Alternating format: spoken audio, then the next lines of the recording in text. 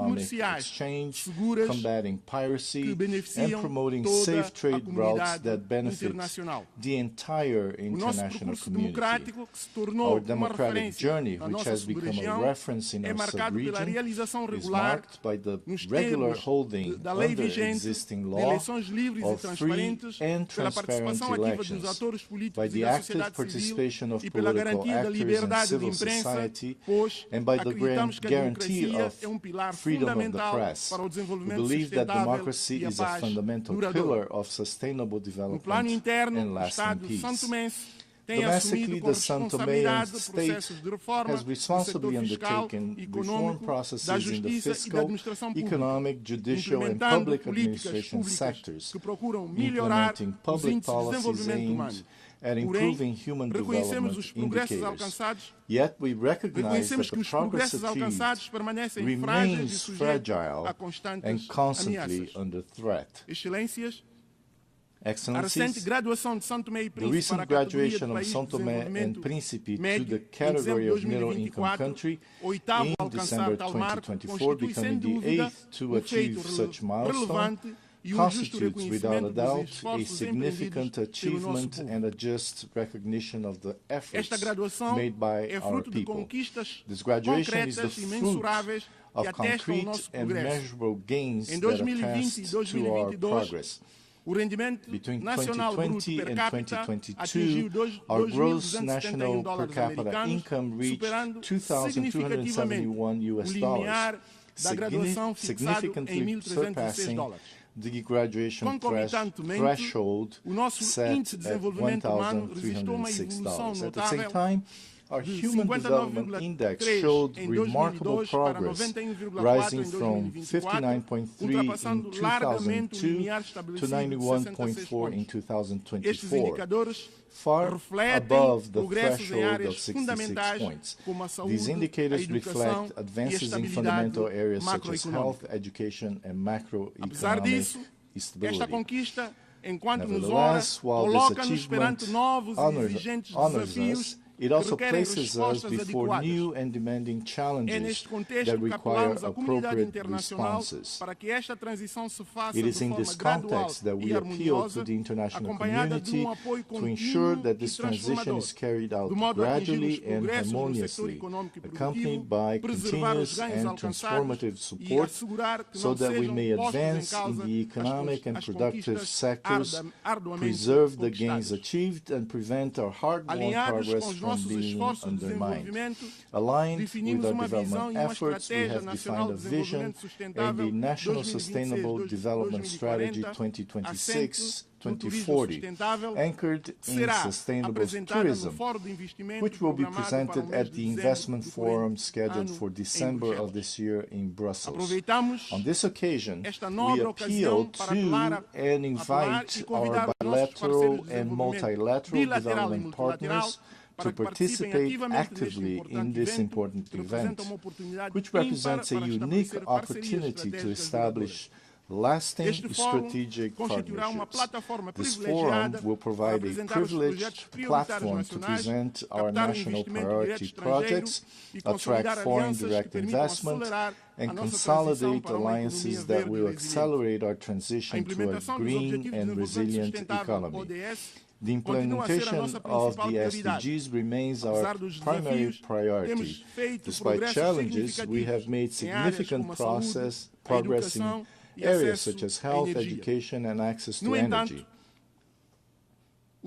However, the impacts of the recent global health crisis, coupled with the ensuing global economic crisis and the reduction of development financing, reflecting a decline in solidarity and new donor country priorities, have slowed our progress toward the SDGs. This requires a joint and redoubled effort from our country.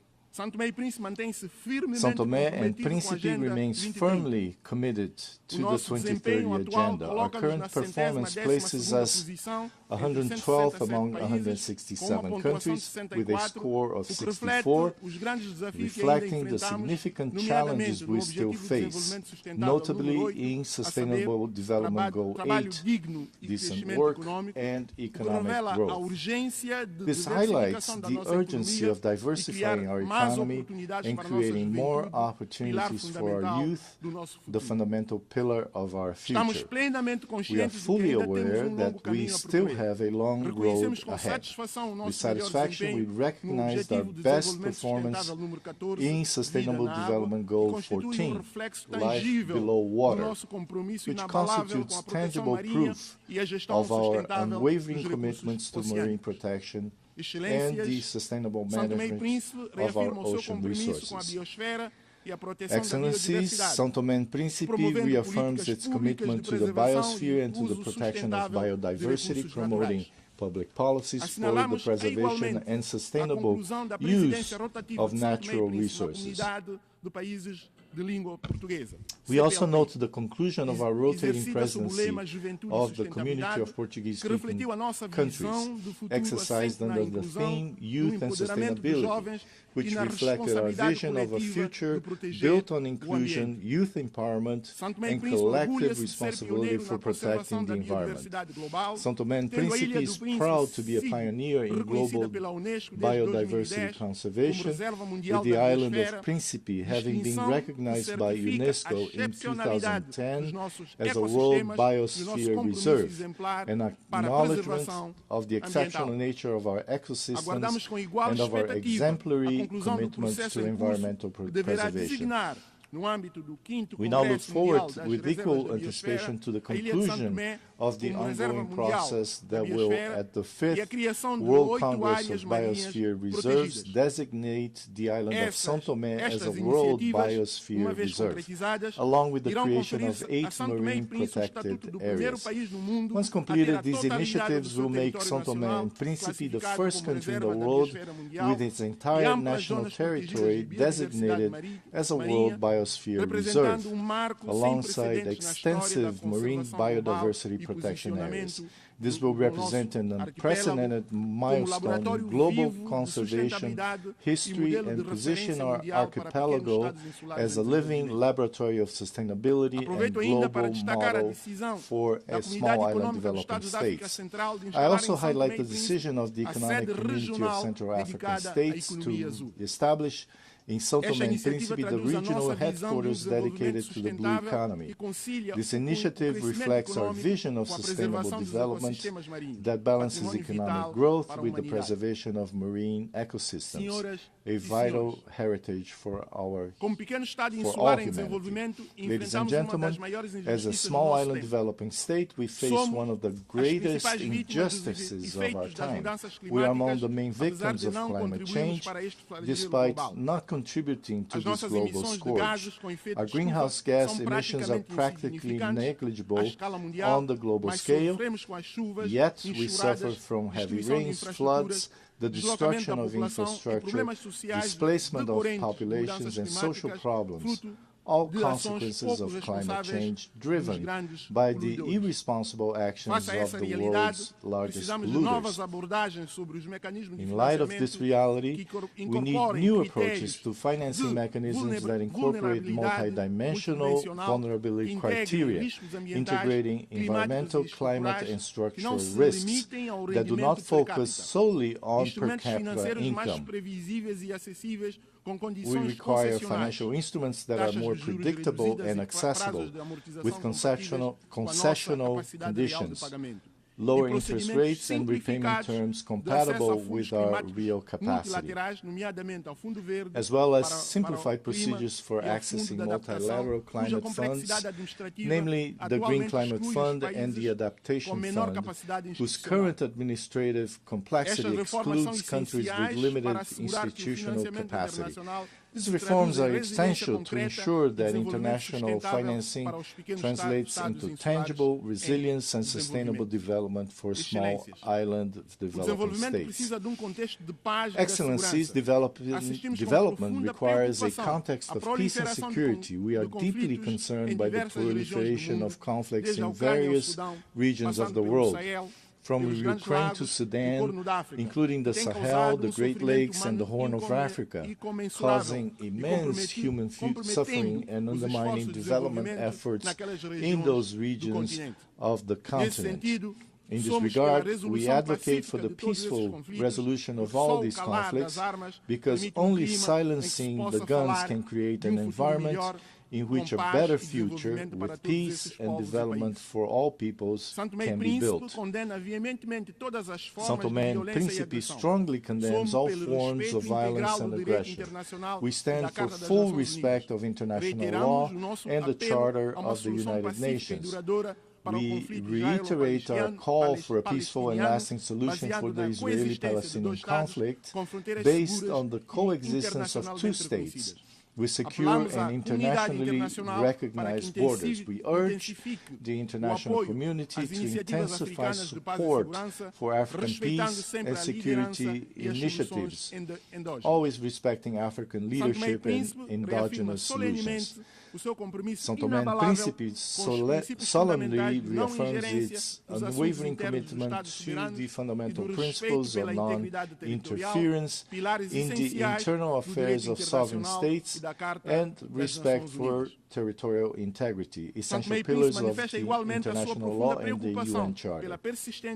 São Tomé and Príncipe also expressed its deep concern regarding the persistent disregard of the international community's appeals for the lifting of economic, financial and commercial restrictions imposed on the Republic of Cuba. We observe that with concern the worsening of these policies through new extraterritorial measures that compromise Cuba's economy and affect its resilient people. Domestically, we remain committed to consolidating peace and stability, essential conditions for our progress. In this regard, a reform of our security and defense system is underway, aimed at institutional modernization, technical capacity building, and the construction of a more effective, transparent, and resilient sector, founded on a preventive approach to conflict. However, this is a demanding process that requires the cooperation of our international partners, both technically and financially, to guarantee its success. Distinguished participants, to control these challenges, we need a revitalized United Nations, more agile and more representative of the diversity of today's world. We support reform of the Security Council so that it reflects 21st century geopolitical realities and includes at least one permanent seat for the African continent. It is equally crucial to reduce bureaucracy within the UN system so that our organization can respond more rapidly and effectively in global crises. We need a UN that is closer to the people it serves, more transparent, more inclusive in its decision-making, and more accountable for its results. Cross-cutting issues such as women's empowerment and multilingualism must be at the heart of this reform. São Tomé and Príncipe has made significant progress in promoting gender equality, with women occupying leadership positions in government, parliament, the judiciary, and the private sector. We cannot build a sustainable future without the full participation of women at all levels of decision-making. São Tomé and women are the pillars of our society, leaders in their communities, and agents of change in their families. Madam President, in conclusion, I wish to reiterate the unwavering commitment of São Tomé and Príncipe to multilateralism. In an increasingly polarized world, we believe that cooperation and solidarity are the only weapons capable of overcoming the challenges that threaten us all. As a small island, our voice may be modest, but we bring a message of great significance to the world. Our strength lies in the unity of peoples and in our capacity to converge efforts toward a common destiny. Our hope is nourished by the conviction that, united, we can build a more just, sustainable, and harmonious future for all, and by our resolve truly to be better together.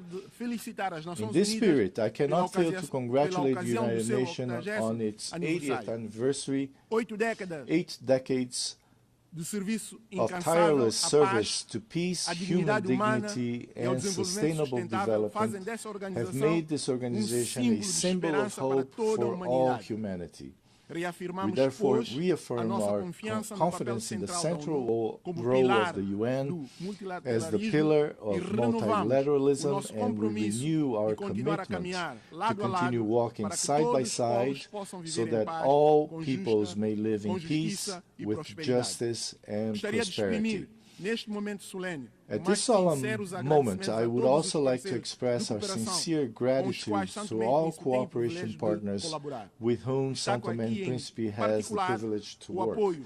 In particular, I highlight the support of the United Nations and its various agencies, whose contributions have been decisive in strengthening institutions and improving the living conditions of the São Toméan people. Our gratitude also extends to our bilateral, multilateral, and regional partners, whose solidarity has allowed our country to overcome structural challenges and move forward on the path of progress. São Tomé and Príncipe will continue to be an active voice and make its contribution on the international agenda, advocating for democracy and peace, for justice and equality, for sustainable development, and for a prosperous and shared future centered on people and on the good of humanity. Together we can build a world where no child, youth, woman, or elderly person goes hungry or suffers violence, where no family fears climate change, and where all peoples can live in peace with dignity and happiness. Thank you.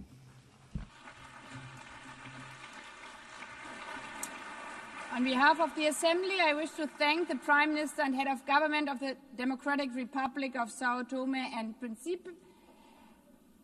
I now give the floor to His Excellency David Lammy, Lord Chancellor and Secretary of State for Justice and Deputy Prime Minister of the United Kingdom.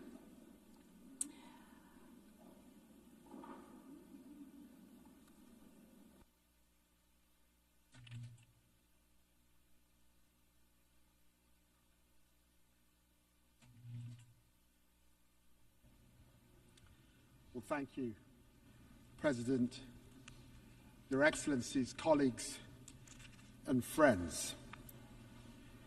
Having witnessed the United Nations work throughout his life, His Majesty the King has asked me to offer a personal message of his congratulations to the UN on its 80th anniversary. The United Nations is a powerful testament to our collective determination for a better world. The King recalls that on the eve of the first UN General Assembly, His Majesty's grandfather, King George VI, told the delegates gathered in London, "In the long course of our history, no more important meeting has ever taken place within its boundaries. Millions of people across the United Kingdom, the Commonwealth, and the wider international community share the view that the UN's founding principles and the work of its organizations remain essential, particularly as the world must face new and pressing challenges. Let us affirm these principles as the United Nations responds to today's reality and evolves for tomorrow's challenges." My friends, today I echo His Majesty's sentiments, and I join him in celebrating the remarkable institution's proud 80 years as we reaffirm our historic commitment to the United Nations. We must face the challenges of the present. A present in which we in the United Kingdom do not stand up for one nation's rights whilst ignoring others, but act resolutely with the Charter as our compass. This is why I want to address directly the Israeli-Palestinian tragedy. What is happening in Gaza is indefensible. It is inhumane. It is utterly unjustifiable. And it must end now.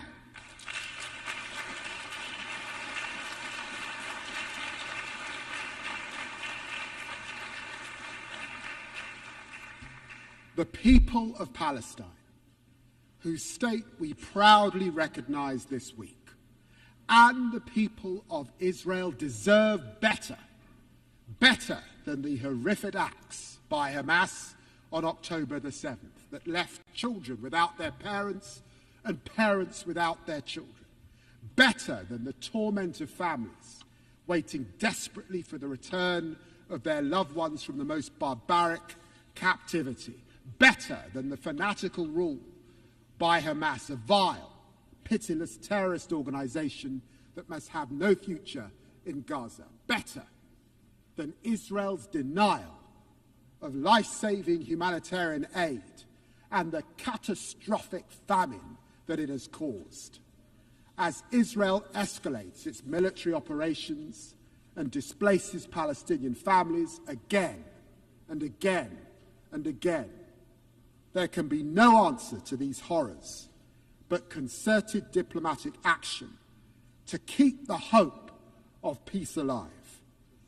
As we work with leaders from across the region and beyond in support of the US's efforts to build a consensus around a durable plan for peace, we commend the momentum achieved by the United States, Arab and Muslim states. Annexation must be prevented, a process for peace advanced, and this terrible, terrible war ended.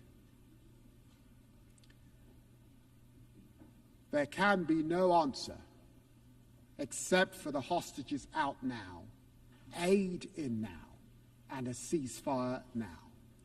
And I vow to you that we will not rest until this day has come, and there are two states living side by side in peace and security.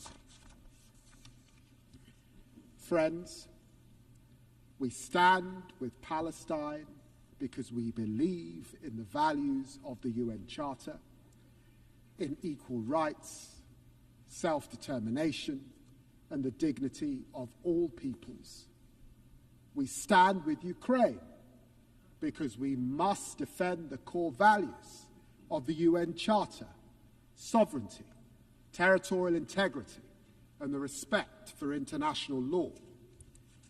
And because the world will suffer if aggression is allowed to pay, we must all strive for a just and lasting peace in Ukraine, which maintains the integrity of our UN Charter and sees Ukraine emerge from Russia's brutal war as a sovereign, secure, and independent nation.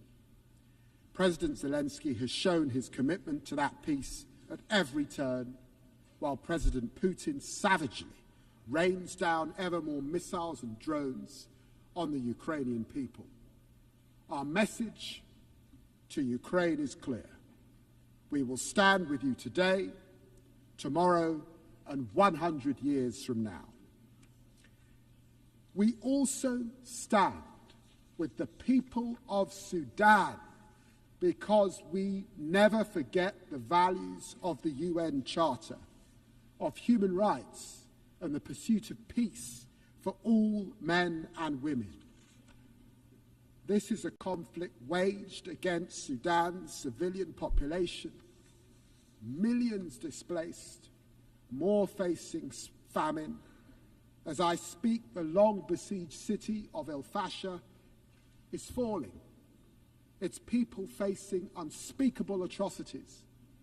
The people of El Fasher and all across Sudan need the international community to come together to make renewed efforts to achieve peace and allow aid to reach those who desperately need it now.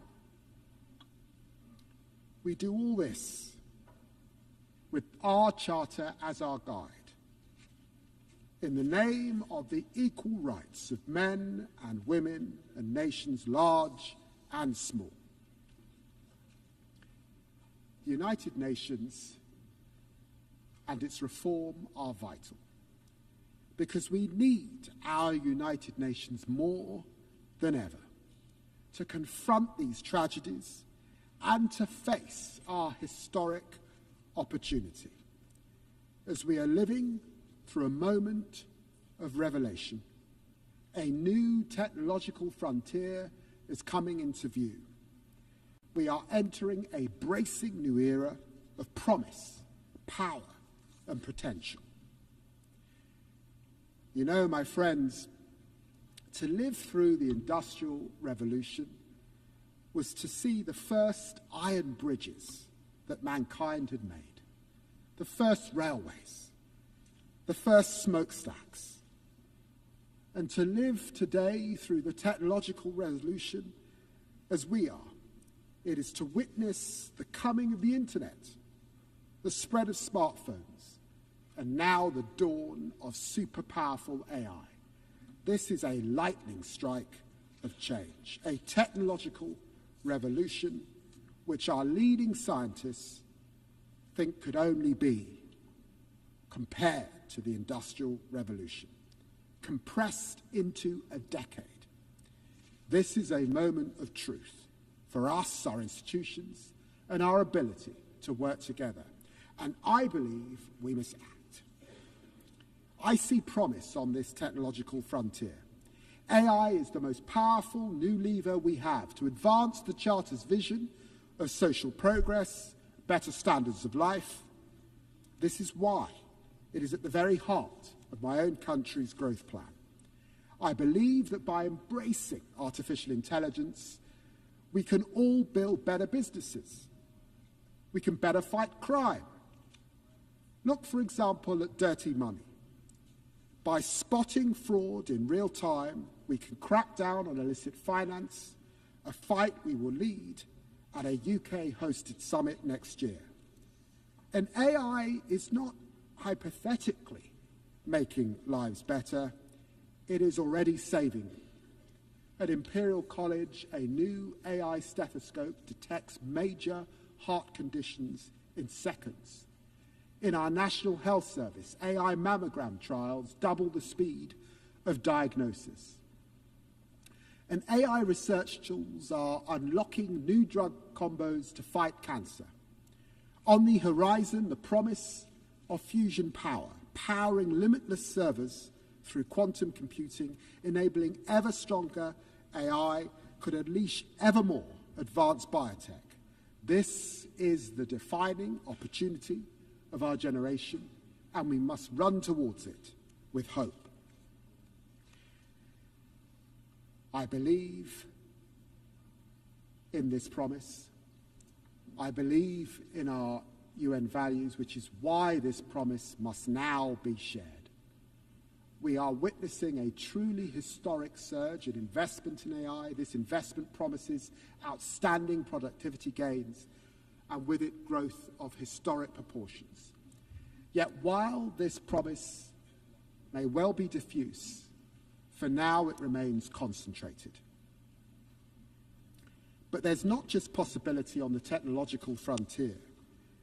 There are profound challenges as well, as AI is being used to consolidate repression, fuel disinformation, empower criminals across the internet.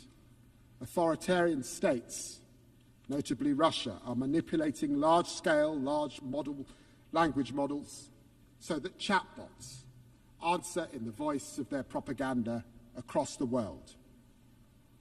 Organized crime is using AI to supercharge their scams, deceiving victims on an unprecedented scale. This is the truth. AI can empower freedom, or it can entrench repression. AI can empower truth, or it can entrench lies. AI can empower law, or it can empower crime. Only by cooperation together can we set artificial intelligence on the right millennia-defining course. So my question is this: how can we most effectively share the glittering prizes of this new era across our global community. Well, this is how. We must invest. Invest, invest. We must partner, partner, partner. Because without a concerted effort, we risk a world of ever deeper inequality, where the benefits of this technology fail to reach those who need it most. That revolution in healthcare, that revolution in education, that revolution in opportunity, this we must share. This is the world we face, and we take it and its challenges as it is, but never lose sight of the world as it can be.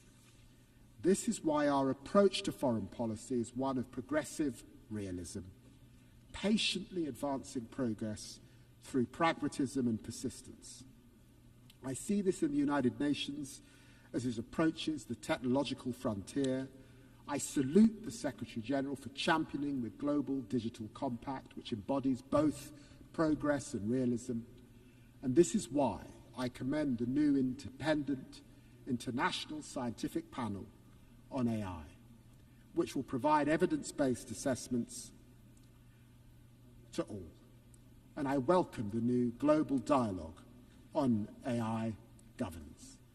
It is in this spirit of progressive realism that the UK champions AI as a bridge builder across the Atlantic, across the Commonwealth, and across continents, seeking everywhere to share its extraordinary potential. This is why we invest so heavily in the AI Security Institute, with more dedicated researchers than anywhere else in the world, and this is why we launched OpenBind and its gigantic data set. And this is why we champion AI for development, working with 10 African partners, creating AI ecosystems that empower thousands of communities to meet the Sustainable Development Goals. And this drives our digital access programs, which seek to narrow the technological divide for millions. I have seen this happening with my own eyes. I've been so moved to see in Africa, the continent of my ancestors, the young entrepreneurs using artificial intelligence to launch and scale so many businesses that I know will astonish the world, like the UK-funded startup Vinsight, supported by our Assistive Technologies Programme, which is using its AI-powered app to help thousands of blind Nigerian students read, learn, and live more independently. This is the promise of tech, the promise of growth, the promise of a better world. A better tomorrow turns on one pivotal question. Can we seize the potential in the technological revolution? Can we commit to forging AI as a force for freedom, prosperity, and human dignity? I believe we can together, and together we must. Thank you very much indeed.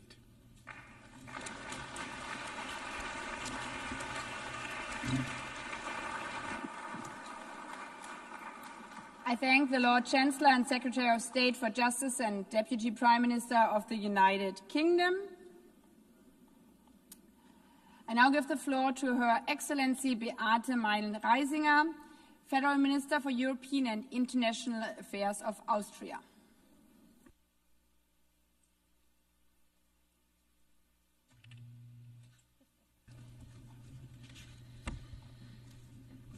Madam President, Excellencies, ladies and gentlemen, dear friends.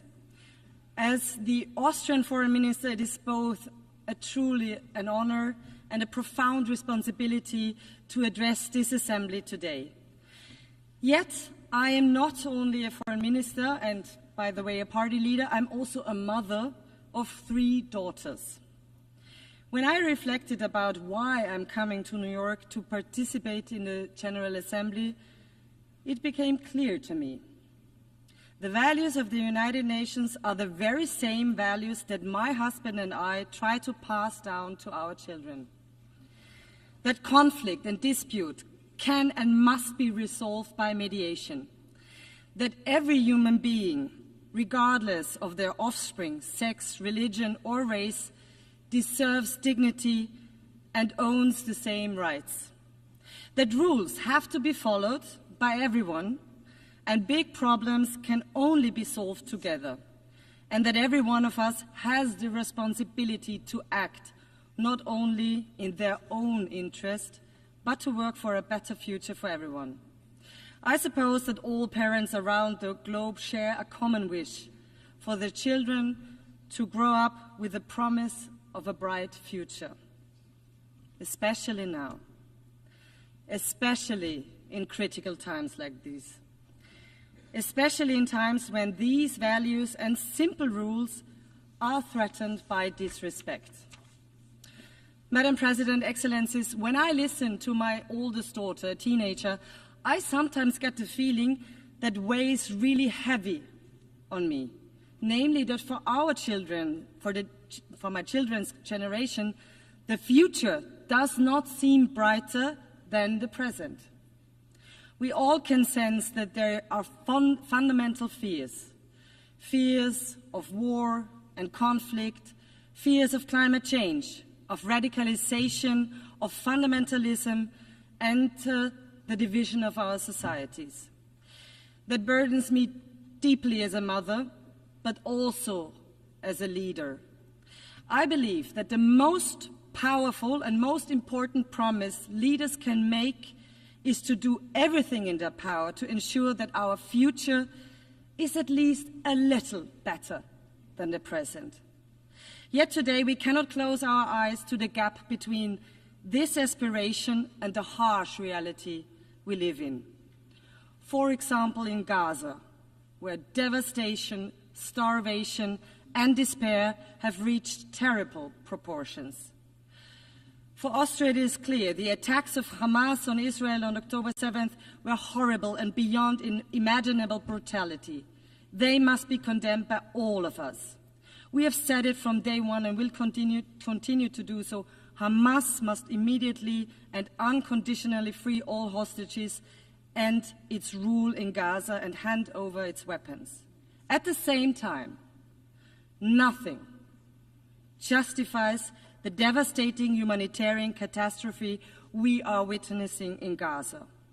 Civilians must be protected at all times. There is no justification for violating international law, including international humanitarian law. Austria is not only, because of our own historical responsibility, a friend of the people of Israel, but the actions and decisions of the Israeli government break my heart. This war must end now. The hostages must be freed, and humanitarian aid must reach the suffering civilians in Gaza as soon as possible. Our vision, the Austrian vision, is clear: a comprehensive, just and lasting peace in the Middle East. 2 states, Israel and Palestine, living side by side in peace and security within recognized borders. Austria's support for the 2-state solution is not just words. We have supported the Palestinian Authority for many decades. At that point in the future, when this step can make the most meaningful contribution to peace, and when the right conditions have been met, we will also recognize Palestine as a state. We welcome President Abbas' condemnation of the October 7th attacks, his call to free the hostages, the prospect of elections, and his demand to disarm Hamas. We thank all those who took a huge effort to end this war and bring solutions for peace and security to this region. These are steps towards peace, and Austria will work with all partners to turn them into reality. Madam President, Excellencies, we all see the basic principles of the Charter challenged in Ukraine, where Russia has been waging an illegal and unprovoked war of aggression against its neighbor. A very brutal war with horrific numbers of dead and wounded, soldiers and civilians. We support US and all efforts to end the war through high-level diplomacy. Since the beginning of the war, and especially since March, many initiatives have been launched to end this war. Ukraine showed several times that they are ready for peace. But instead, Russia continues its attacks on cities and villages, on schools, on hospitals and kindergartens. Russia even escalates now towards the EU and NATO countries, and this is unacceptable. Austria calls urgently for an immediate ceasefire as a precondition for genuine talks to end this war. Russia cannot simply talk peace during the day and bomb during the night. And it is absolutely clear that it is up to Ukraine and Europe to decide on our hopefully common future and security architecture. But Ukraine and Gaza are not alone. In Sudan, civilians face massacres while a humanitarian catastrophe unfolds on an unparalleled scale. In Haiti, gang violence and organized crime hold an entire nation hostage. In Afghanistan, women and girls are denied their most basic human rights. Against the backdrop of rising insecurity and armed conflicts, countries are now heavily investing in security and defense, also in Europe, also in Austria. We all have the duty to protect our citizens. This is necessary as we are confronted with the biggest war on our continent since 1945. But let us not fool ourselves. Growing nuclear arsenals or uncontrolled autonomous weapons systems will not make our world a safer one. While we all must ensure the safety and security of our populations, we must never give up on international humanitarian law, and we must ban weapons which kill randomly. Excellencies, today we face growing disregard of the UN Charter itself, a rising tide of coercion and unilateralism, a dangerous erosion of trust. The United Nations were born out of the ashes of war and the promise of never again. Does the UN still live up to this promise? Is the UN still fit for purpose? What we do today matters. We must not fail our ancestors. We must not fail our population. We must not fail our children. We must therefore ensure our activeness, an active world community, and effective United Nations that can deliver. Austria is ready to do its part to fulfill the UN's promise, to engage in open and fair dialogue, to build true partnerships, to rebuild trust that has been eroded by reckless actions of one country without considerations of others. It is about time to rebuild partnerships. It is about time to rebuild trust. That is why Austria presented its candidacy for the UN Security Council for 27-28 already back in 2011. We strongly hope to count on your valuable support at the elections in June next year. Why should you support us? Austria is a rather small country and a military neutral one. We are a reliable host country, proud host country, of one of the UN headquarters in Vienna and support the Secretary General's reform efforts. Many negotiations in Vienna took place that have bridged divides and saved lives. We know that small countries depend on the rule of law, on diplomacy, transparency, and inclusiveness. That's why we will serve the entire international community if elected. We champion international law, the protection of civilians, disarmament, and UN peacekeeping. More than 100,000 Austrians have served as peacekeepers around the world since the 1960s.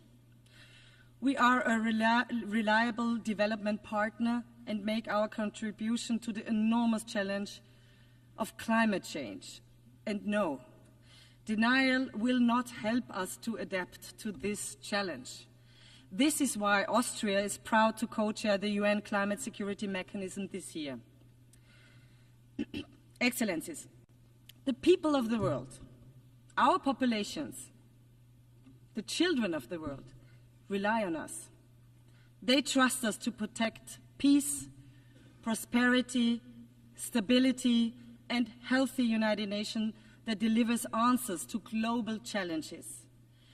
80 years ago, our predecessors gave the world a charter and a promise for a better future. Let us renew this promise and work hard so that the future is better than the present. Thank you very much.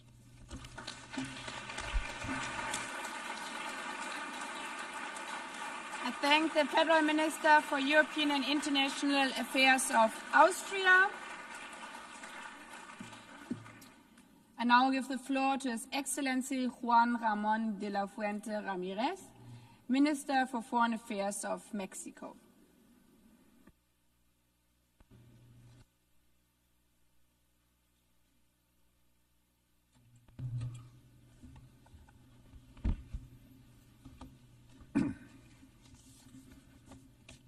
Señora Presidenta, Madam President, Excelencias, Excellencies, es tiempo de mujeres. The time of women has y México ha dejado esto muy claro has made this very clear. Tras la abrumadora elección de la doctora Claudia Sheinbaum Pardo como la primera presidenta de nuestro país. As the first female es un honor para mí participar en esta asamblea, en su representación y ser la voz de un gobierno que consolida en los hechos la transformación de la vida pública de México. Vengo de un país que nació en la sabiduría, el valor y la dignidad de sus pueblos originarios, con una fecunda historia política de héroes y heroínas extraordinarias que construyeron un país libre, independiente y soberano. Ahora también hay que decirlo, un país cada día más próspero, con una prosperidad compartida. El pueblo mexicano es un pueblo fraterno hacia adentro y allende sus fronteras. Así lo ha demostrado como miembro activo y responsable dentro de la comunidad de las Naciones Unidas, bajo la premisa de defender la dignidad y los derechos de los individuos y de las naciones amantes de la paz, con pleno respeto a la igualdad soberana de los Estados. El momento histórico que vivimos en México, bajo la conducción de nuestra primera mujer presidenta, se arraiga a un pensamiento que hemos llamado el humanismo mexicano. El camino trazado desde hace 7 años es claro y tiene una vocación universal: consolidar una sociedad en la democracia, la libertad, la igualdad y la prosperidad compartida por el bien de todos, primero los pobres. El eje rector del proyecto es una visión de justicia, un reconocimiento cabal a la dignidad de las personas y un desarrollo social inclusivo sin discriminación.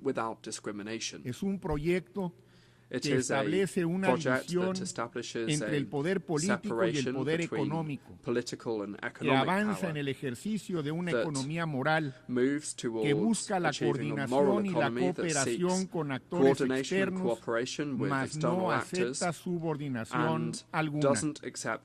La soberanía nacional es irrenunciable. Esta nueva forma de hacer política ha dado voz y agencia a quienes históricamente habían sido relegados al olvido y la marginación: mujeres, niñas, pueblos originarios y afrodescendientes, jóvenes, personas LGBT+, y adultas mayores. Los resultados nos dan la razón. La propia Organización de las Naciones Unidas ha reconocido que 13.5 millones de mexicanas y mexicanos salieron de la pobreza gracias a una política de justicia laboral y a los programas sociales. La desigualdad se reduce.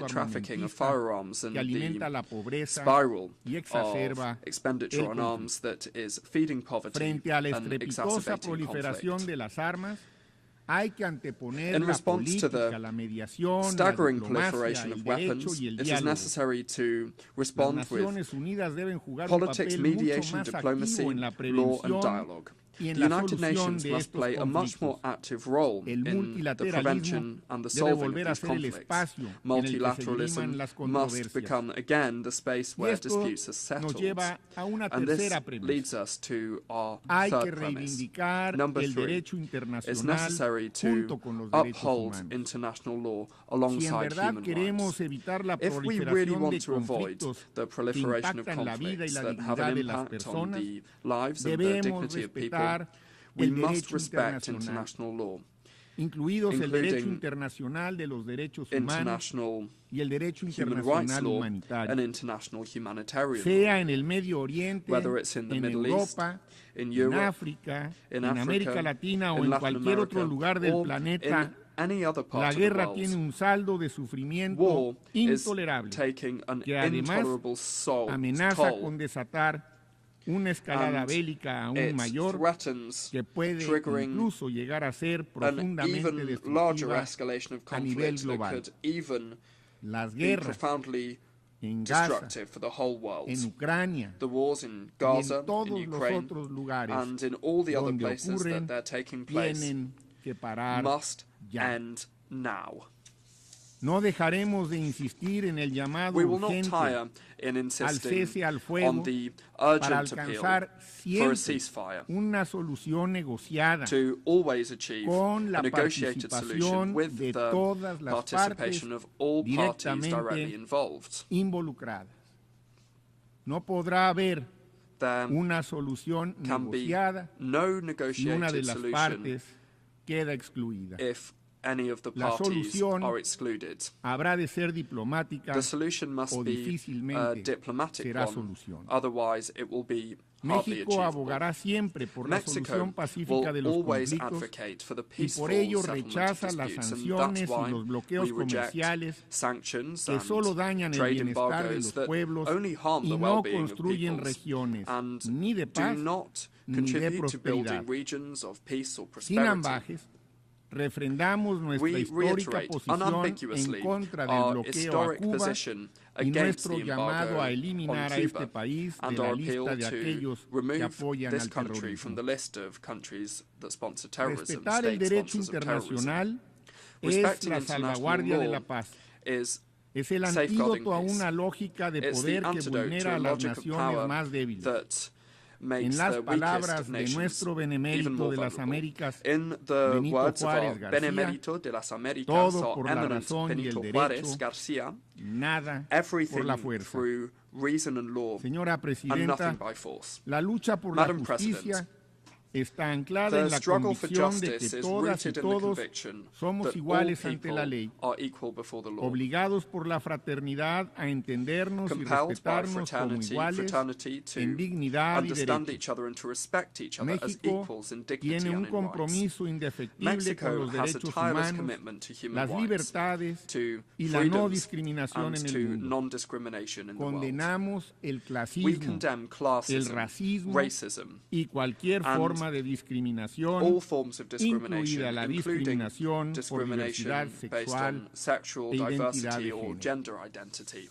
Rechazamos en We particular particularly reject la criminalización de las the personas que por criminalization of alguna people causa han who, tenido la for necesidad whatever de dejar reason, sus hogares have been y se ven forced en to leave their necesidad de homes emigrar, and sea para forced buscar to migrate, refugio whether o it's para to seek escapar de refuge condiciones de or injusticia to escape o de conditions pobreza. of injustice or poverty. Para nosotros, For las us, y los migrantes migrants son personas con derechos are people que with cuidan de rights sus familias who y care for contribuyen their con su families esfuerzo a and who enriquecer y contribute fortalecer with their efforts sus to comunidades de acogida. improving and strengthening Solo their host entendiendo el communities. fenómeno y It's only atendiendo by sus understanding causas the phenomenon and estructurales addressing podremos its avanzar structural hacia un causes esquema that de we will be able to colaboración global y move towards a regional framework of que nos global and permita regional avanzar collaboration that will hacia una enable us movilidad to move más segura towards y ordenada. a safer and more Que orderly no mobility. quede duda alguna. Let there be no doubt. México no dejará Mexico de velar will por la not atención tire y protección in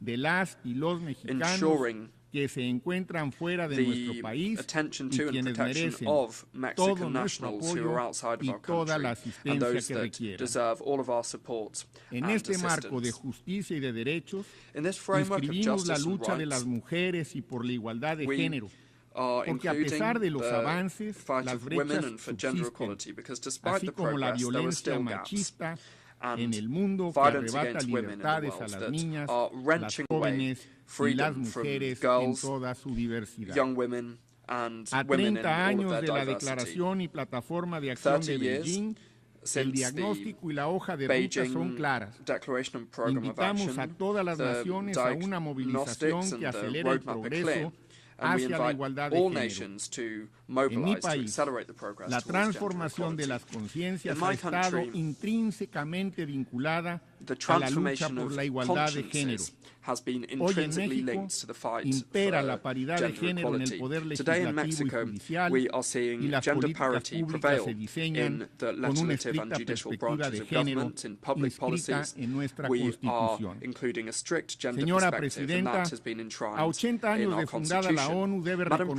President, la grave 80 disyuntiva years que since the enfrenta. United Nations No was puede created, quedar we relegada. must Debe recognize the grave significarse ya dilemma it nuevamente faces, como and una this is something institución that que lo mismo cannot be contribuye delayed. a la The contención del United Nations belicismo must assert que a la itself once again prevención de as an institution pandemias that o a la not only construcción de helps to narrativas contain que den pie a war políticas and prevents públicas en pandemics, favor but also de la shapes dignidad humana. narratives that leads to public Pensamos que policies la for ONU human debe dignity. retomar sus We believe that principios the y sus United Nations propósitos, must go back to volver a its sus bases purposes and its fundamentales, que son principles, el mantenimiento de la paz return to its y la fundamental seguridad pillars, which are the internacionales, maintenance el of desarrollo international peace and sustentable security, y la sustainable protección y development, and the promoción protection de los and derechos promotion of humanos. human rights. Hay que reencauzar esos It objetivos. is Todo necessary debe girar to en get torno a back to esta these tarea, objectives, and desde el everything ejercicio must del revolve around presupuesto this, hasta la revisión from de los working on the miles de budget mandatos to que hemos dado al reviewing the thousands of secretariado, mandates that we muchos de have ellos con given to the escaso valor Secretariat, many of en which nuestros días. really La are legitimidad not de la that ONU useful today. dependerá The legitimacy cada vez más of the de United su Nations will capacidad de depend respuesta a increasingly los more on its graves ability retos to que el mundo respond to the enfrenta. grave challenges that the Confiamos world faces. en que la We próxima trust secretaria that general, the next que Secretary General, esperamos who sea we una hope mujer will de be a nuestra woman from our región, region, will acelere accelerate progress, el proceso de transformación que hemos puesto en marcha con el objetivo de asegurar la paz y la justicia, el bienestar y la libertad de las personas, la sostenibilidad del planeta y la prosperidad compartida. En México, excelencias, colegas, señora Presidenta, en México es tiempo de mujeres y nos ha ido muy bien. Pensamos que en la ONU es We también think that at the tiempo de United mujeres. Nations Muchas also gracias. the time for women has come. Thank you very much.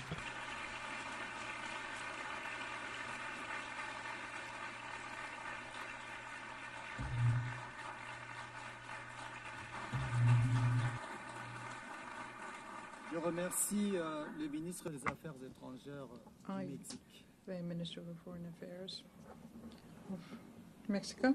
Je donne maintenant la parole à son Excellence, I now give the Monsieur floor Olivier to His Excellency Duhun Olivier Duhun Girehe, Ministre Minister of Foreign Affairs and International Cooperation of Rwanda.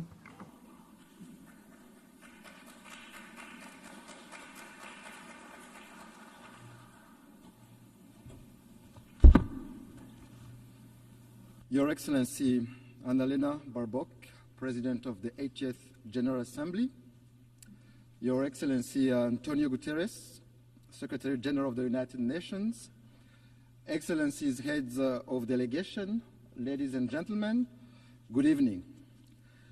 Allow me to begin by congratulating Her Excellency Annalena Baerbock on her election as President of the 80th session of the United Nations General Assembly. I take this opportunity to thank His Excellency Philemon Yang, the outgoing President, for his work and dedicated service to multilateralism. Rwanda extends its gratitude to Secretary General António Guterres for his comprehensive report on the work of the United Nations aimed at improving its efficiency. In this regard, Rwanda has formally expressed interest in hosting UN agencies as part of our shared commitment to a cost-effective and decentralized UN system. We reiterate our support to the work of the United Nations and the Secretary General, particularly in advancing peace and security and drive progress on sustainable development goals. Excellencies, this year, the United Nations turned 80. This journey has not been without challenges.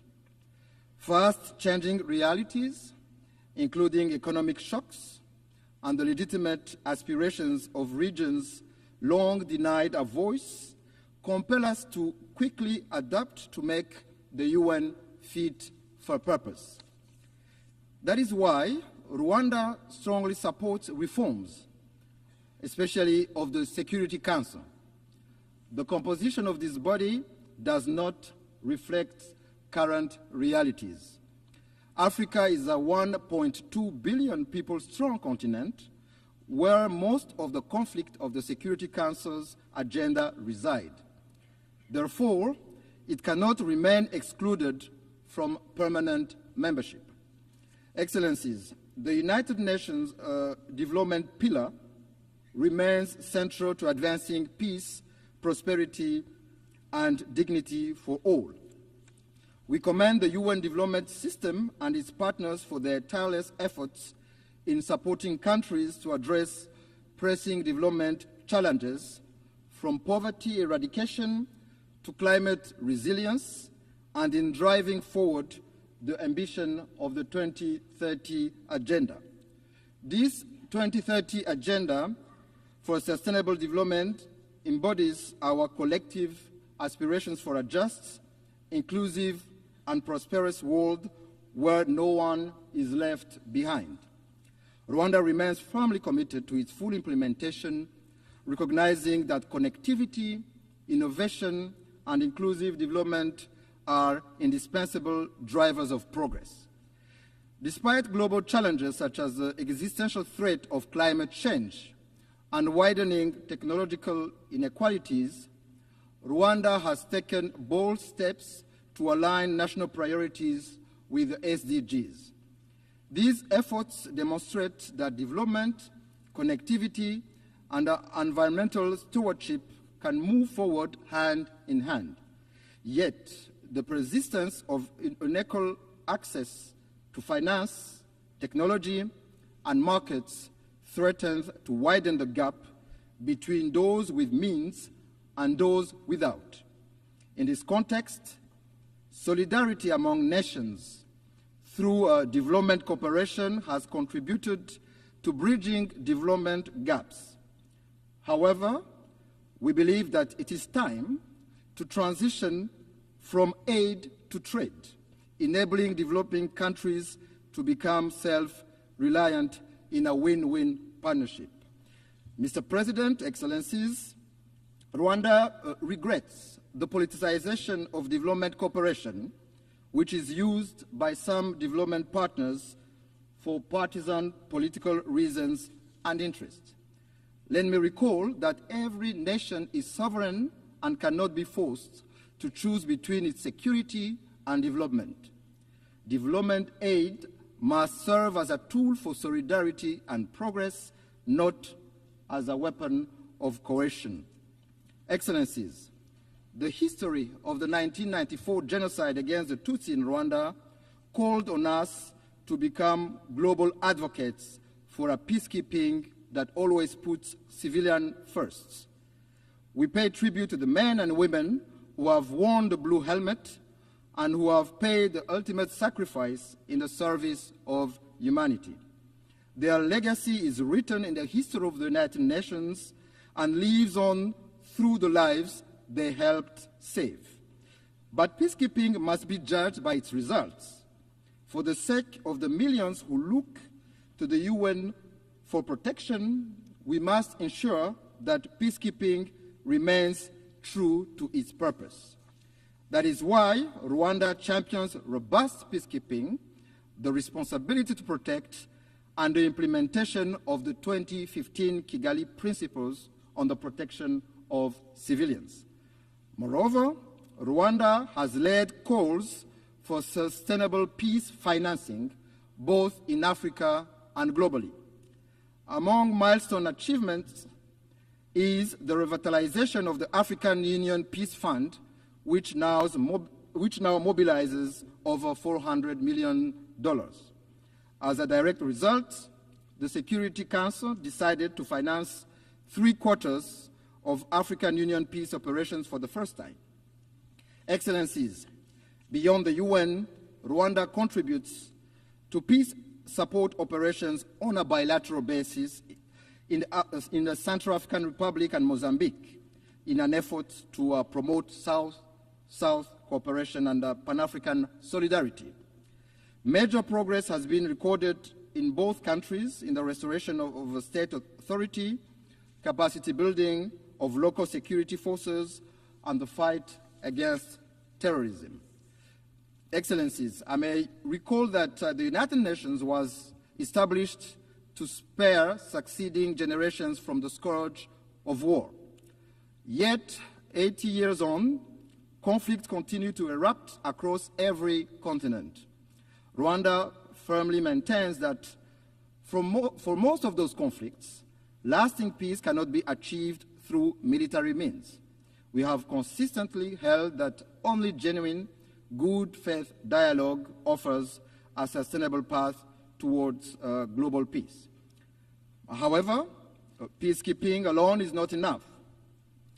Too often, we deplore relapse into conflict because its root causes were not properly addressed.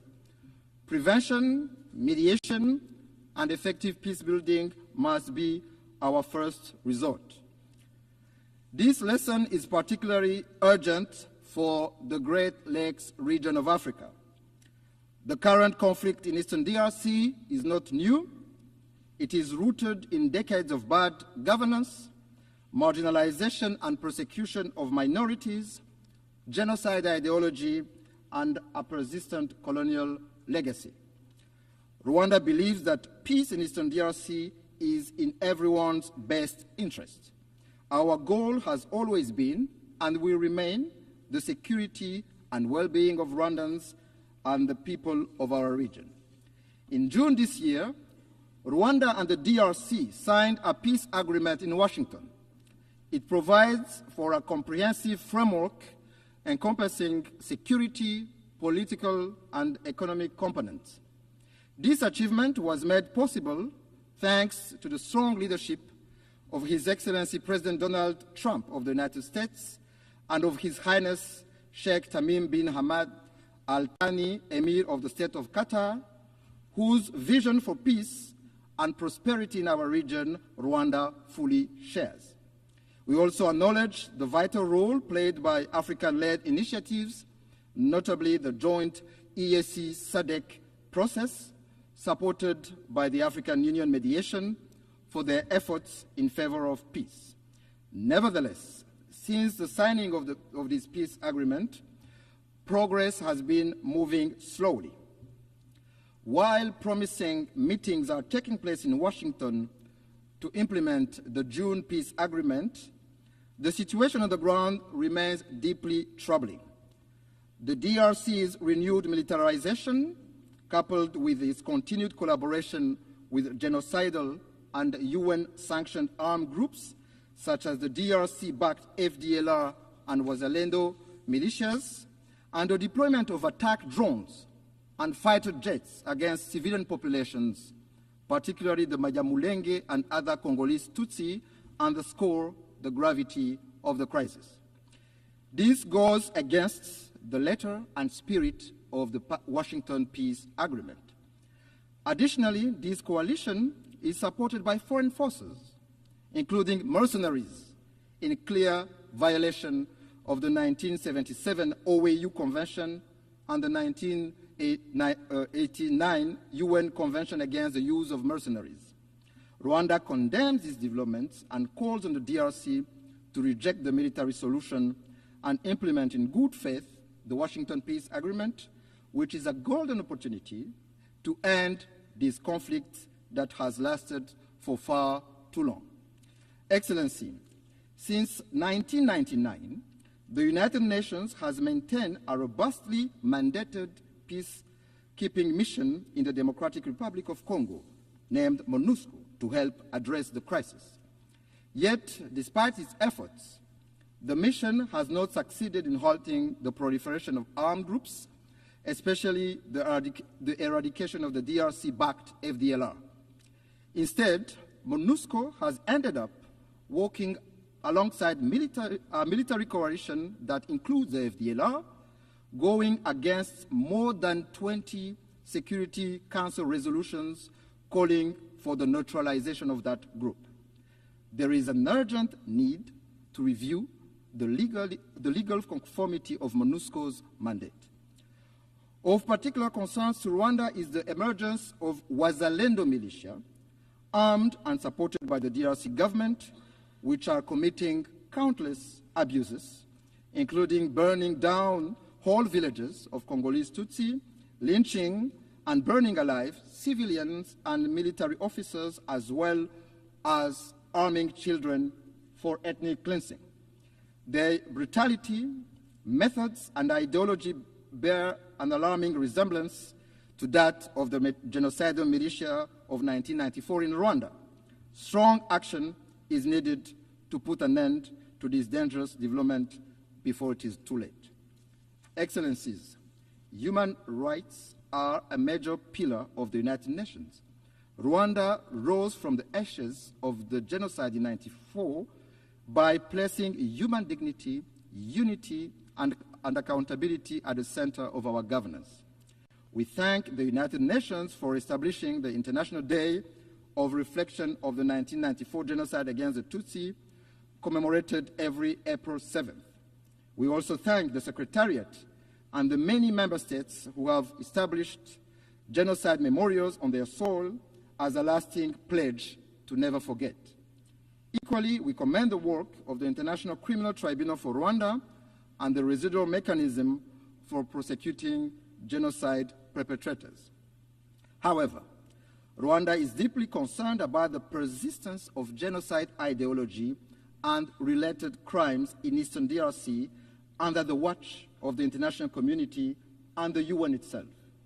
We call on the international community to not turn a blind eye once more for what is clear to see.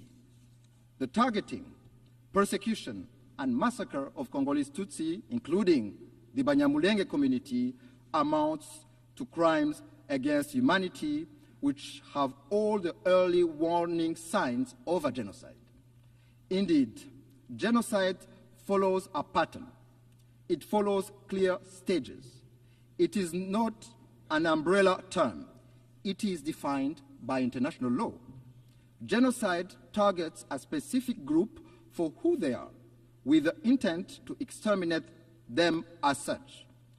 In this regard, no amount of calculated cynicism can rewrite the truth and recast perpetrators as victims or victims as perpetrators. These are denialist behaviors often deployed by perpetrators. In the same vein, no claims from a government arming a genocidal militia will change the facts of history.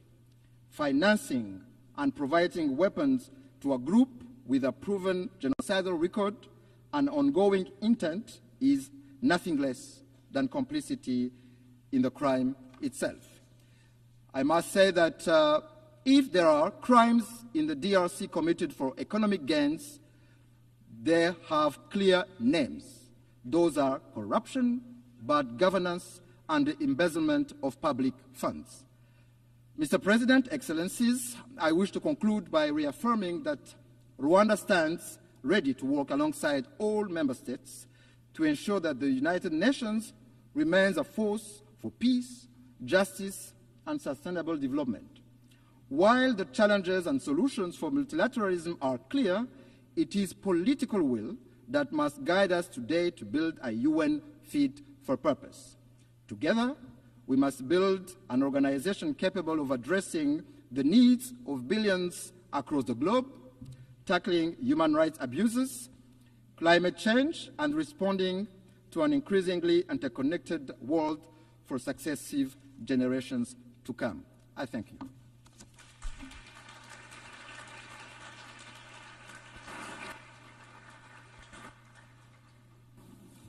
Je remercie les ministres des Affaires étrangères. I wish to thank the Minister for Foreign Affairs and International Cooperation of Rwanda. Je donne maintenant la parole à Son Excellence Madame Her Excellency Maria Gabriela Sommerfeld-Rosero, Ministre des Affaires Minister of étrangères Foreign et de la Affairs mobilité and humaine de Human l'Équateur. Mobility of Ecuador, to address the Assembly.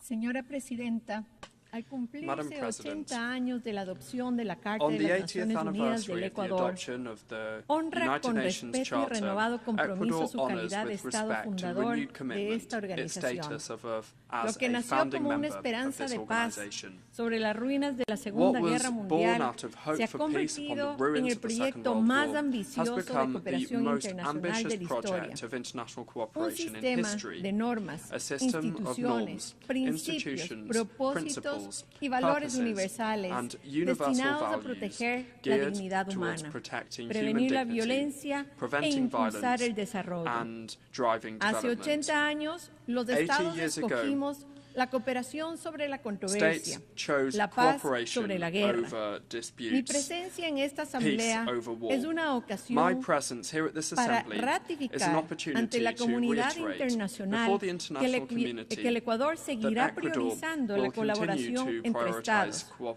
pues solo between obrando states, juntos because podremos it is only garantizar by working un together futuro de that paz, we will be able to seguridad ensure a future of y peace, prosperidad security, para nuestros and pueblos. prosperity for our peoples. Por ello, la política exterior del Ecuador Therefore, respalda the al foreign policy multilateralismo, of Ecuador el modelo que supports hace posible la multilateralism, cooperación which is the model internacional that enables para abordar international desafíos cooperation globales to be y possible lograr in order objetivos to address comunes. global challenges and to Señora achieve common Presidenta, goals. el Madam multilateralismo President, debe evolucionar para responder a needs las to actuales change in demandas de order los to respond pueblos to the y current confrontar las demands nuevas of peoples and amenazas. to confront El Ecuador new threats. sostiene que el concepto Ecuador de paz y seguridad believes internacionales that the concept debe of ampliarse international e peace and incluir security a la must be lucha contra la broadened and delincuencia include organizada the fight transnacional, against transnational fenómeno que organized socava crime, la which is a gobernabilidad, phenomenon that alimenta la undermines corrupción, governability, perpetúa la that feeds violencia, corruption, that erosiona las perpetuates perspectivas de violence, and progreso. that erodes the En perspectives efecto, of progress. provoca consecuencias Indeed, similares a it los conflictos causes armados tradicionales, en lo consequences that are similar económico, to lo traditional político, armed lo conflicts in social. the economic, No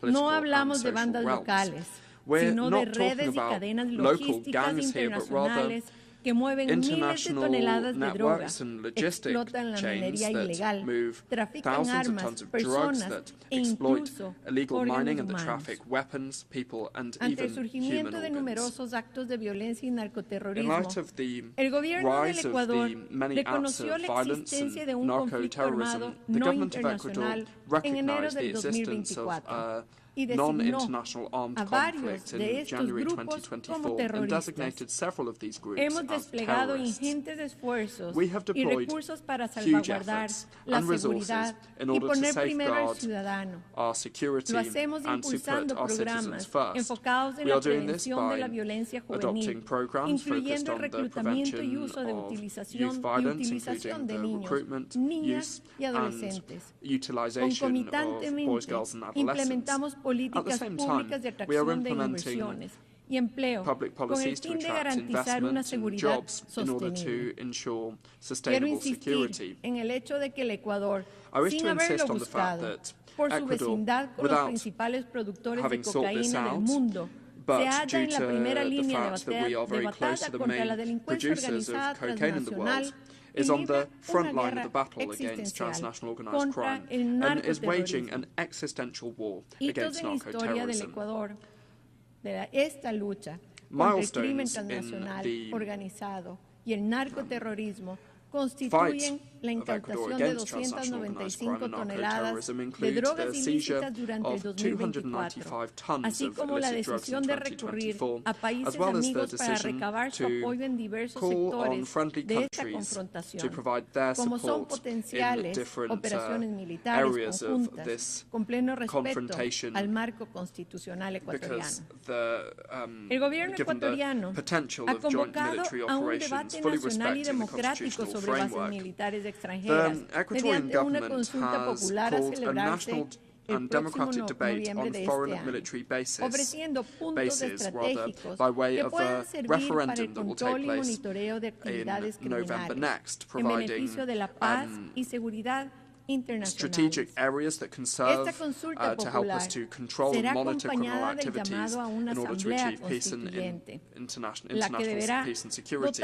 This referendum will be coupled with a call for a constituent assembly that will be tasked with drafting a new fundamental charter that will contribute to defeating narco-terrorism and lead us inexorably down the path of prosperity and social peace. Madam President, on a regional level, Ecuador has established and spearheaded the establishment of the resolutive plan of action as a strategic response of the Andean community to the illicit trafficking of drugs and transnational organized crime. On a multilateral level, Ecuador has spearheaded initiatives such as the presidency of the Latin American Community of Security and Intelligence, where we have promoted the updating of the operational action plans and organized the Latin American Security Summit, consolidating strategic alliances with the European Union and America. We agree that transnational organized crime and narco-terrorism are global scourges that know no borders, and no country can act against them alone. It's therefore essential to coordinate our efforts to reach cooperation agreements with countries and with international bodies that include financial assistance and technological equipment. Madam President, Ocho décadas de las Naciones Unidas han demostrado que la paz duradera solo puede construirse sobre bases sólidas: la seguridad, el desarrollo y los derechos humanos. Estos tres pilares, interdependientes e indivisibles, representan los cimientos del orden internacional y el multilateralismo, que actualmente acusan serias fisuras que comprometen su estabilidad. Efectivamente, el multilateralismo hoy es cuestionado, y con razón, pues no ha podido hacer frente a los conflictos y a los desafíos contemporáneos de forma eficaz. El Ecuador aboga por el multilateralismo más innovador, inclusivo y representativo, que tome en cuenta las realidades de los países, especialmente del mundo en desarrollo, que promueva la igualdad de mujeres y hombres, y que abra finalmente el espacio a los jóvenes en la toma de decisiones. Es imprescindible reforzar el respeto a los principios fundamentales del derecho internacional contenidos en la Carta de las Naciones Unidas, que es la base de esta organización y cuya fortaleza depende de nuestro apego a su espíritu y letra. Abandonarla nos conduciría de regreso a la época en la que la única fuente de derechos era la fuerza. Nos corresponde entonces reformarla y actualizarla para que responda a los desafíos vigentes a nivel global, para que precisamente se fortalezcan estos principios. En suma, esta institución está llamada a acompañar la evolución del ser humano y del planeta, atenta a los cambios de las tecnologías y de los nuevos desafíos. Señora Presidenta, la movilidad humana constituye otro de los retos más complejos de nuestro tiempo. El Ecuador, un país de origen, tránsito, destino y refugio de migrantes, reafirma su compromiso con una migración segura, ordenada y regular, convencido de que su buena gestión contribuye al desarrollo sostenible. El Ecuador rechaza de forma contundente a una movilidad humana irregular, insegura y no ordenada, pues responden mucho a intereses de grupos de delincuencia organizada que también pueden ser transnacionales. Las tecnologías emergentes, en particular la inteligencia artificial, plantean oportunidades inéditas para el progreso humano, pero también significativos riesgos para la seguridad, la equidad y los derechos humanos. El Ecuador considera imprescindible avanzar hacia una gobernanza multilateral y ética de estas herramientas que garantice su acceso inclusivo, evite nuevas brechas digitales y asegure que su uso se oriente al bien común. El cambio climático y la pérdida de biodiversidad amenazan nuestra estabilidad y desarrollo. Como país megadiverso, el Ecuador aboga por un mayor financiamiento ambiental, transferencia tecnológica y apoyo internacional para la conservación de ecosistemas únicos como la Amazonía, las Islas Galápagos, tesoros de la humanidad. El financiamiento para el desarrollo es otro de los grandes desafíos. La arquitectura financiera internacional debe responder a las necesidades de los países en desarrollo, en particular de aquellos clasificados como de renta media alta. El uso exclusivo del PIB per cápita limitante y limitado no refleja nuestra realidad ni nuestras vulnerabilidades. Necesitamos indicadores más integrales que incluyan la pobreza multidimensional, la desigualdad estructural y la resiliencia climática, de modo que el acceso a recursos concesionales y de cooperación internacional no sea injustamente mermado. El Ecuador respalda el uso de instrumentos financieros sostenibles, como los bonos verdes y temáticos, y promueve la creación de nuevos mecanismos de financiamiento. Señora Presidenta, jóvenes del Ecuador y del mundo, me enorgullezco de representar a un pueblo joven. El Ecuador es un país de más de 18 millones de habitantes, en el que los jóvenes representan alrededor del 40% de nuestra población. El gobierno del Ecuador y el presidente Daniel Noboa están enfocados en brindarles oportunidades que en el pasado no existieron. Ahora es el momento de los jóvenes. Si les damos oportunidades, podemos promover una mejor atención a toda la ciudadanía. Es un efecto positivo y multiplicador. Para nosotros la juventud encarna la prioridad de las prioridades. Hoy los jóvenes ven en el nuevo Ecuador un país de oportunidades y progreso, y en el que existe un compromiso firme para desterrar la corrupción y la impunidad, así como la vieja política y las luchas ideológicas intrascendentes que perpetúan un status quo insostenible que favorece a pocos. El nuevo Ecuador, como lo llamamos, avanza con estabilidad y responsabilidad por un camino ambicioso de transformación productiva, social e institucional hacia un nuevo capítulo en su modelo de desarrollo, involucrando esfuerzos que incluyen la diversificación de su matriz energética, que incorpore la diversificación de su matriz productiva. El actual entorno económico mundial, cada vez más complejo y exigente, marcado por la volatilidad de los mercados, las tensiones geopolíticas, la incertidumbre en la cadena de suministro y los rápidos cambios tecnológicos, demandan de nosotros una adaptación rápida y ágil. Estamos fomentando un entorno económico competitivo, generando apertura a los negocios y ofreciendo condiciones atractivas para que llegue la inversión extranjera. Varios factores propician las inversiones y los negocios en el Ecuador. Una amplia gama de recursos naturales, una ubicación estratégica en América del Sur, la estabilidad económica que confiere el dólar estadounidense como su moneda nacional y su condición de país megadiverso y un rico patrimonio cultural. Nuestro indicador an extremely rich cultural heritage. Our risk indicator as a country continues on its downward trend. And yesterday was lo que supone su nivel más bajo en los últimos años. Nuestra economía creció un 3.9% en el primer semestre del año, preveyéndose un crecimiento de alrededor del 5% para el segundo semestre.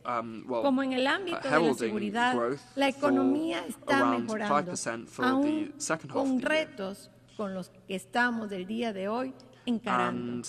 A julio del 2025, el empleo adecuado aumentó al 38.6%. En otras palabras, 282,000 ecuatorianos más gozan hoy de un empleo adecuado en comparación con el mismo periodo del 2024. Es decir, un cambio del 3.7% en comparación con el julio del 2024. Estos logros también están relacionados con las leyes que el presidente Daniel Noboa y su gabinete han elaborado y presentado a la Asamblea Nacional, que buscan proteger la paz, la transparencia y la lucha contra el terrorismo y la delincuencia, así como generar empleo y estabilidad económica, crear programas sociales y oportunidades para el desarrollo. Señora Presidenta, el 80º aniversario de las Naciones Unidas es un punto de inflexión. Con ocasión de esta histórica conmemoración de las Naciones Unidas, les invito a forjar una visión creadora, comparable a la de 1945, capaz de renovar y fortalecer esta institucionalidad fundada en un modelo ético de democracia, adaptándose a las realidades contemporáneas. Desafíos globales como el crimen transnacional organizado y el narcoterrorismo, la migración y el cambio climático exigen más multilateralismo, más cooperación y más acción colectiva. El Ecuador reafirma su compromiso con la defensa de la paz y seguridad, los derechos humanos y el desarrollo. Muchas gracias. Thank you very much.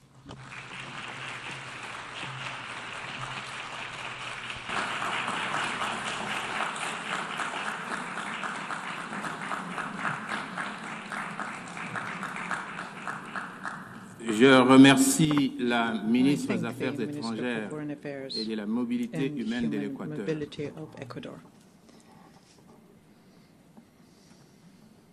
Je donne maintenant la parole à son Excellence, Madame Maria Malmer Stenegard, ministre des Affaires étrangères de la Suède. Je remercie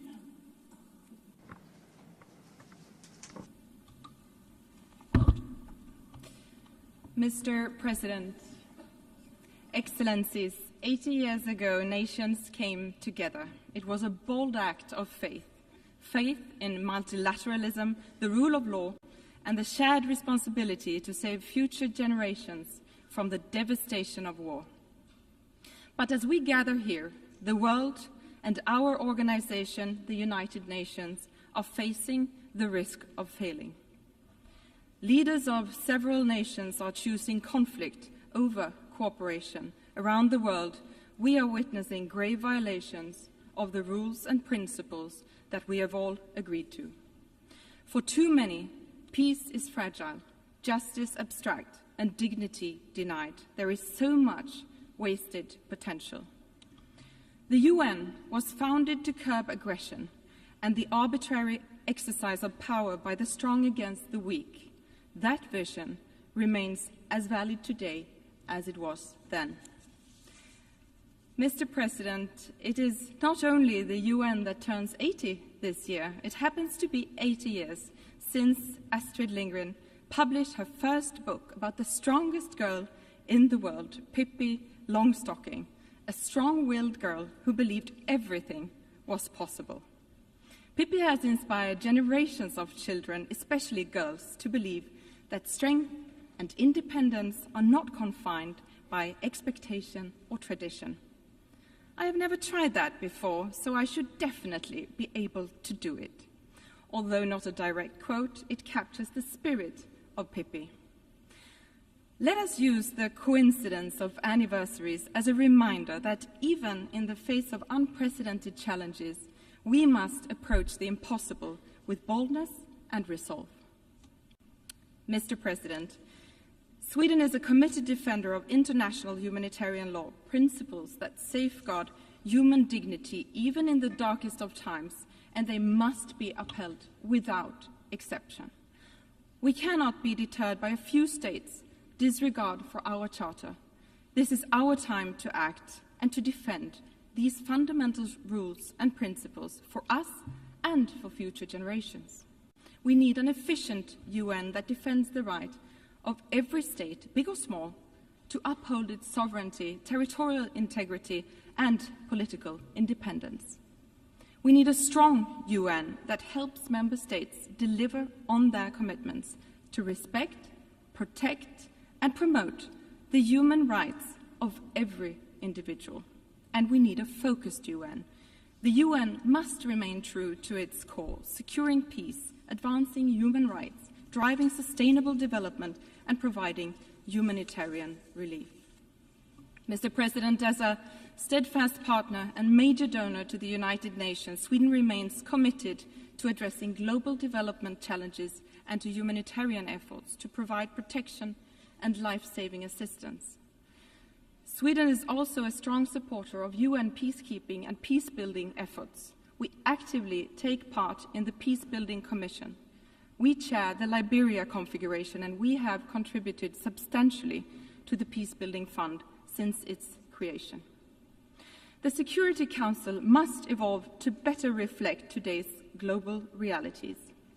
Sweden supports a balanced expansion of the Security Council by adding permanent and non-permanent seats, including African countries. We need to act together based on our shared principles and common goals. These include our commitments under the Pact for the Future adopted last year. Looking ahead, we will seek a candidate for the next UN Secretary General who leads the way and builds on important reform initiatives. And let me be clear, Sweden's choice is always merit-based. But isn't it strange that for 80 years no woman has been elected, especially if the selection is based on merit? Mr. President, in a world in which armed conflicts are multiplying, we must not allow injustice to go unpunished. Accountability is critical to uphold our international rules-based order. The integrity, independence, and impartiality of our international legal system, including the International Court of Justice and the International Criminal Court, must be protected. When I think of accountability, I think of little Angelina. You have probably seen the picture of her celebrating her 2nd birthday next to a giant teddy bear. Angelina never got to celebrate her 3rd birthday. She was born during Russia's war, and she died from a Russian missile. Little Angelina and her mother were killed in one of Russia's deadliest attacks on Ukraine in Kiev in August this year. The only one saved from the rubble was her giant teddy bear. Russia's war of aggression against Ukraine is a blatant violation of the very foundation of this organization. A permanent member of the Security Council has brutally invaded another UN member state. This cannot be tolerated. Holding Russia accountable is essential for all of us to deter further aggression and to preserve the global order. From the very outset, Ukraine has sought a just and lasting peace based on international law, including the UN Charter. Sweden remains unwavering in its support of Ukraine's sovereignty and territorial integrity. Mr. President, on October 7, 2023, Hamas carried out the worst mass murder of Jews since the Holocaust.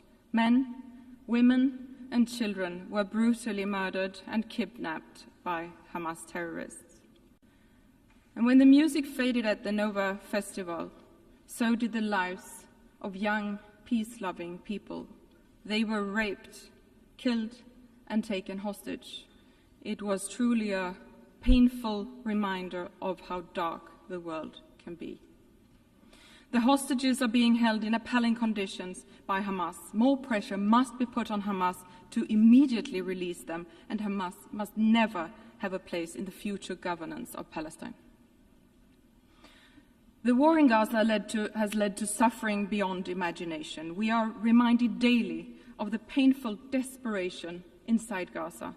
The offensive against Gaza City is worsening an already catastrophic situation.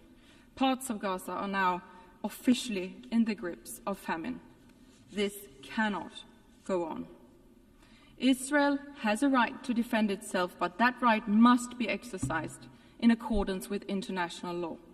And the way the Israeli government is waging its war is unacceptable. The UN and other humanitarian actors must be allowed to work safely in all parts of Gaza. Humanitarian space must be protected, and aid should never be politicized. Increased pressure on the Israeli government to change its course and meet its obligations according to international law is urgently needed. Sweden welcomes international efforts for a peaceful resolution to the Israeli-Palestinian conflict. It is in the interest of all states to not only bring this war to an end, but to ensure a sustainable two-state solution for a better future for all, both Israelis and Palestinians. Mr. President, the situation in Sudan is deeply alarming. It is the largest humanitarian crisis in the world and not given enough attention. Full, safe, and unhindered humanitarian access and immediate ceasefire and negotiations, ensuring a return to civilian rule, are urgently required. Conflicts all over the world are wasting human potential. Every conflict tears families apart, disrupts education, and silences voices. The cost is immeasurable. Mr. President, authoritarian regimes challenge democracy, rule of law, and gender equality. Sadly, resistance against women's and girls' rights is on the rise. Sweden is honored to serve as President of the UN Executive Board this year. Gender equality is too often framed as a women's issue, which is a profound misunderstanding. Equality is not only a value we should aspire to, it is a driver of progress. Strengthening women's and girls' rights is not only the right thing to do, but also the smart thing to do, because we know that where women prosper, societies prosper. Equal access to education, work and resources transforms communities. Economically empowered women invest more in their families, leading to better health, education, and overall quality in life for future generations. Societies that include women in peace building are more likely to enjoy sustainable peace. We must stand firm against those who seek to roll back freedoms. We must push back the pushback. Everyone has the right to live safely and freely, regardless of gender, religion or beliefs, skin color, or whom they love. Sweden will always defend the equal rights and dignity of every human being. Mr. President, the crisis of our time, armed conflicts, climate change, extreme poverty, demand urgent collective action. But public aid alone is not enough. To achieve our goals, we need to mobilize finance from every source, not least private capital. We must use synergies between development cooperation and trade to meet growing needs and lay the foundation for economic growth and entrepreneurship. The green and digital transition brings great opportunities in terms of jobs, growth, and solutions to mitigate climate change and achieve the goals of the Paris Agreement. Emerging technologies such as AI hold immense promise in addressing some of our most pressing common challenges. The global community must support innovation while addressing risks. Mr. President, the UN was not created to take mankind to heaven, but to save humanity from hell. These words of the second Secretary General of the United Nations, Dag Hammarskjöld, remain just as valid today. These are difficult times, but times have been difficult before. Let us not surrender to despair.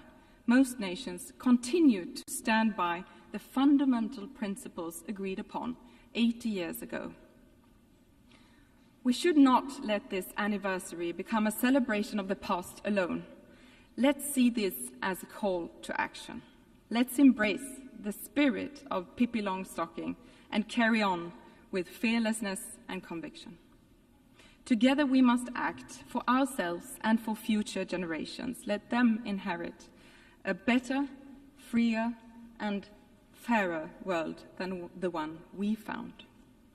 For my son, Christian, and for my daughter, Kajsa, for all our sons and daughters who deserve to grow up in a world where their paths are not limited by their gender, tradition, or violence.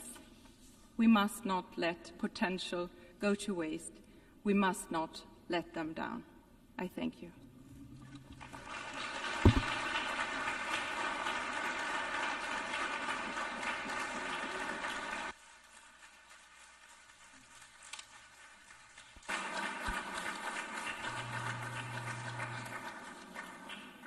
Je remercie la ministre des Affaires I étrangères thank de the la Minister Suède. of Foreign Affairs of Sweden. Je donne à présent la parole And I now à son give the floor to Excellence, His Excellency, Monsieur Lejeune Mr. Mbela, Lejeune Mbela ministre des Mbela, Relations extérieures du Minister Cameroun. for Foreign Affairs of Cameroon.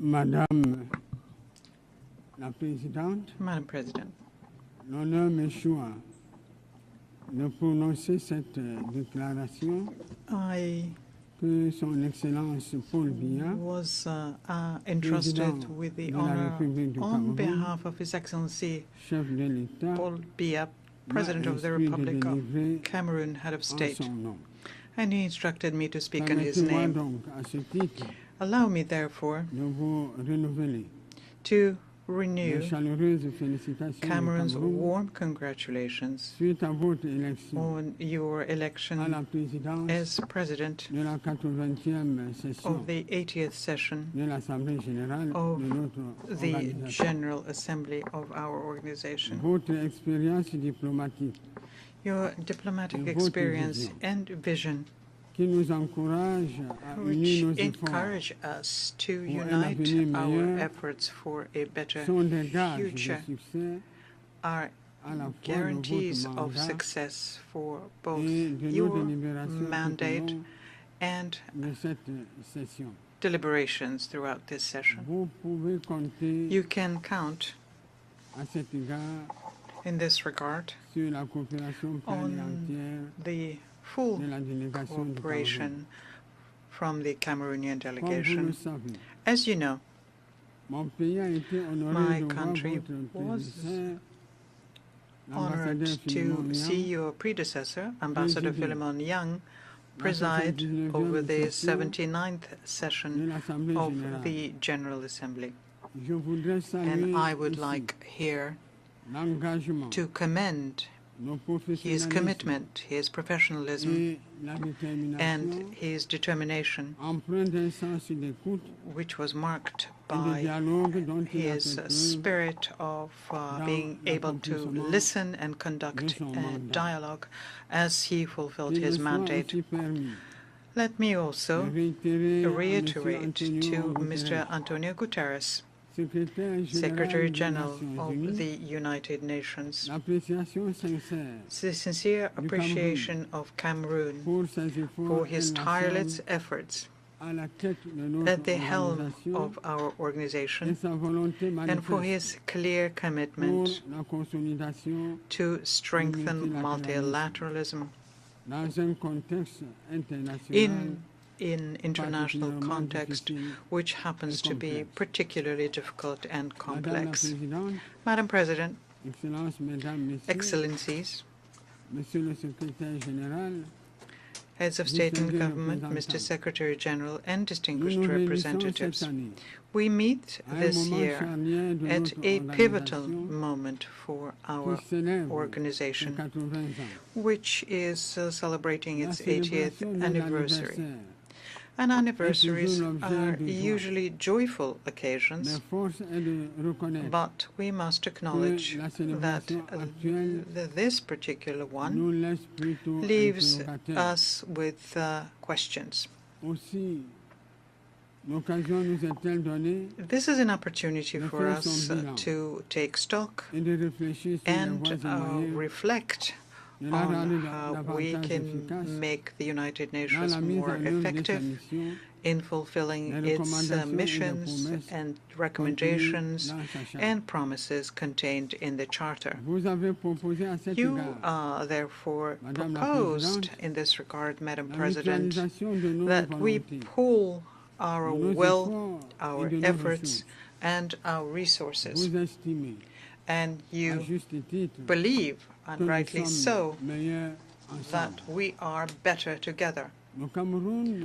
Cameroon shares this vision and welcomes the theme we have chosen for our discussion, which is, I quote, "Better together, 80 years and more for peace, development, and human rights." End of quote. This theme is more than just a slogan. It is a relevant program that we must translate into concrete actions at both the national and international levels. The union of our forces is the very foundation of the UN Charter. Its founding fathers understood that maintaining international peace and security and promoting economic and social development for all could only result from our collective labor. And that is why we must maintain this dynamic for the well-being of our populations. Madam President, the UN was created to be, at the same time, a beacon of hope, a forum for dialogue, and a catalyst for concrete actions so as to build a more just, safer, and more united world. And 80 years later, it is useful, as I mentioned earlier, it is useful to take stock and draw lessons for the future. So the following questions arise here. Have we succeeded? Have we managed to shield our peoples from the fear of war?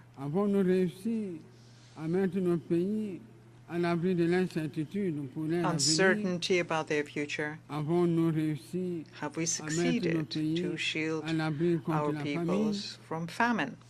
The current international situation, which is marked by numerous crises, offers a clear and negative answer to these questions.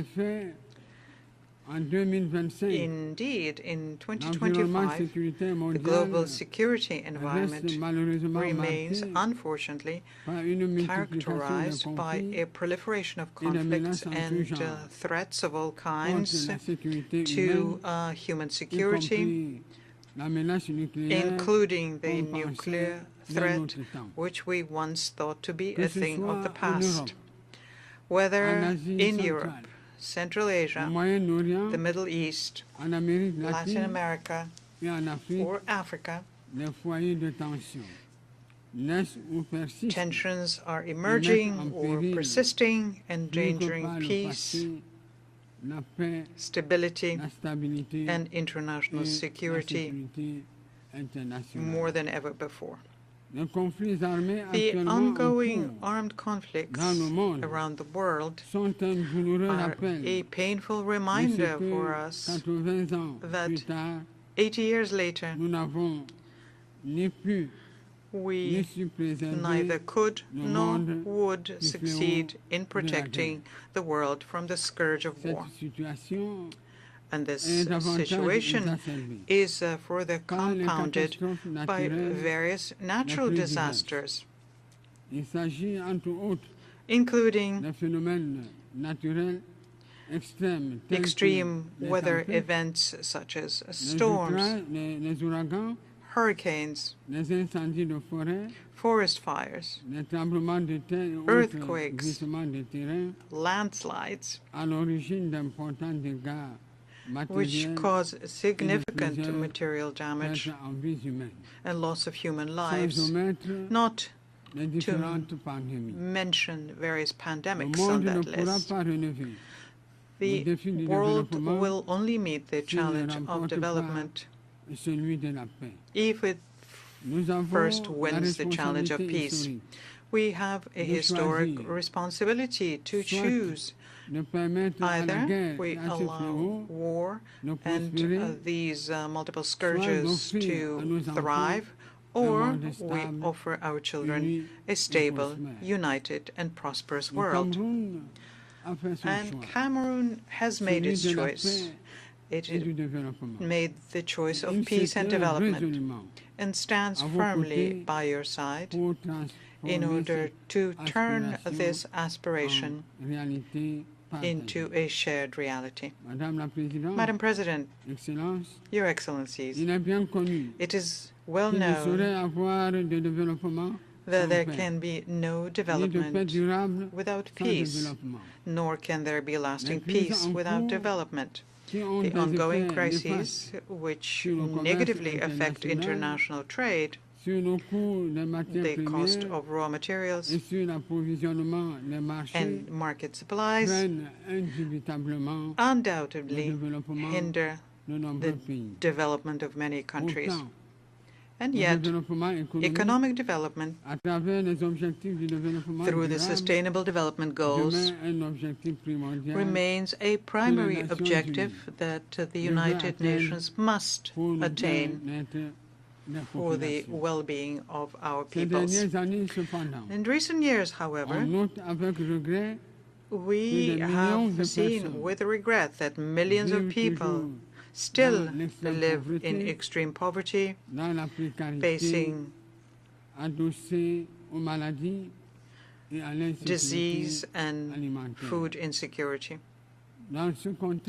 In this particular context, children, women, and the elderly, and people with reduced mobility are the most vulnerable.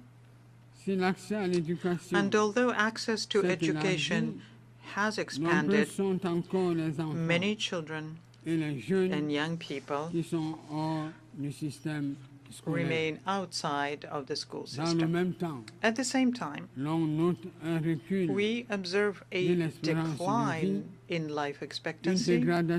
We see deteriorating health indicators and a critical shortage of healthcare professionals, especially in Africa. With 5 years remaining until the SDG deadline, it is urgent that coordinated actions be taken to fulfill the promises of the 2030 Agenda. We must indeed take our responsibility individually and collectively so as to achieve these goals that we had freely and voluntarily set for ourselves. Your Excellencies, ladies and gentlemen, Cameroon, a ward of the United Nations, remains committed to the purposes and principles of the United Nations Charter and spares no effort under the high leadership of His Excellency Paul Biya, President of the Republic, to promote peace and international security. And in this spirit, my country actively participates in UN peacekeeping operations and, through its three major specialized schools, trains police, gendarmerie, and other African civilian personnel who take part in these operations. Moreover, Cameroon remains consistently engaged in the fight against terrorism in general, and in the Sahel, and particularly in the Lake Chad basin, where the Boko Haram sect operates.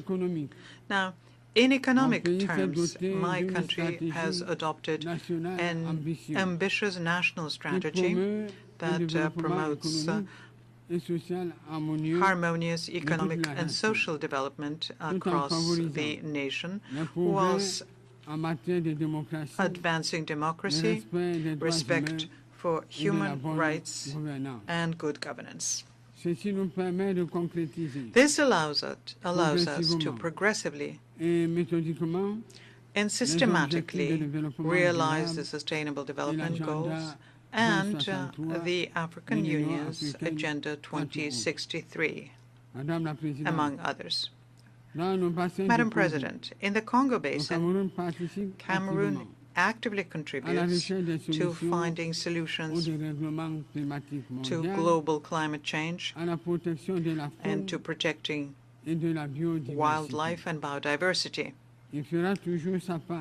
He will always do its part and expect that promises made, especially in terms of financing, will be honored. For Cameroon, it is essential that the efforts of developing countries be supported. In this regard, it is worth recalling yet once again that over a decade ago, developed countries pledged collectively to mobilize $100 billion annually to support climate change efforts. The same applies to development aid, which was set at 0.7% over 50 years ago. To date, none of these promises have been fulfilled. Cameroon believes that it is time for these funds, which were expected to be effectively mobilized to support the substantial efforts made by developing countries, especially in Africa, to preserve our shared environment for the benefit of all. On another front, Cameroon is mobilizing resources for major projects in education, health, infrastructure, and rural development, etc., all aiming to bring about structural transformation in our country. We take this opportunity here to thank our multilateral and bilateral partners who support us in this endeavor. And we encourage them to strengthen this partnership to help us achieve our goals.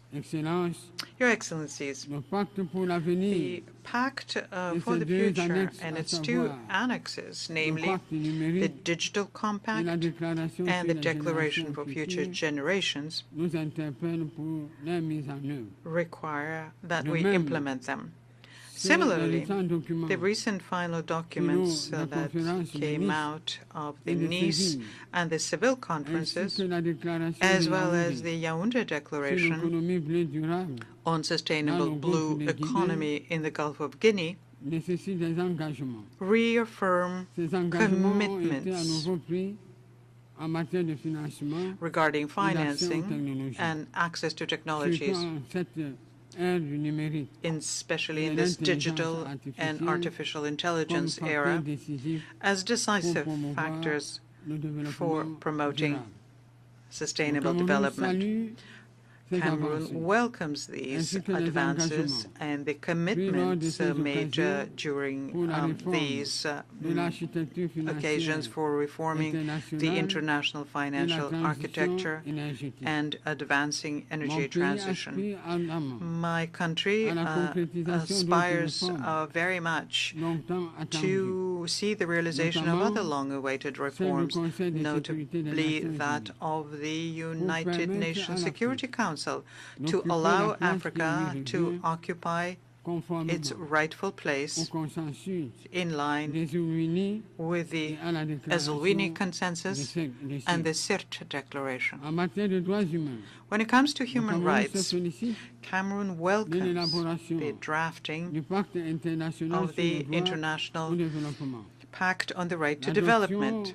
The eventual adoption of this important instrument will mark a milestone in human history by unequivocally affirming that development is a fundamental right and not a privilege.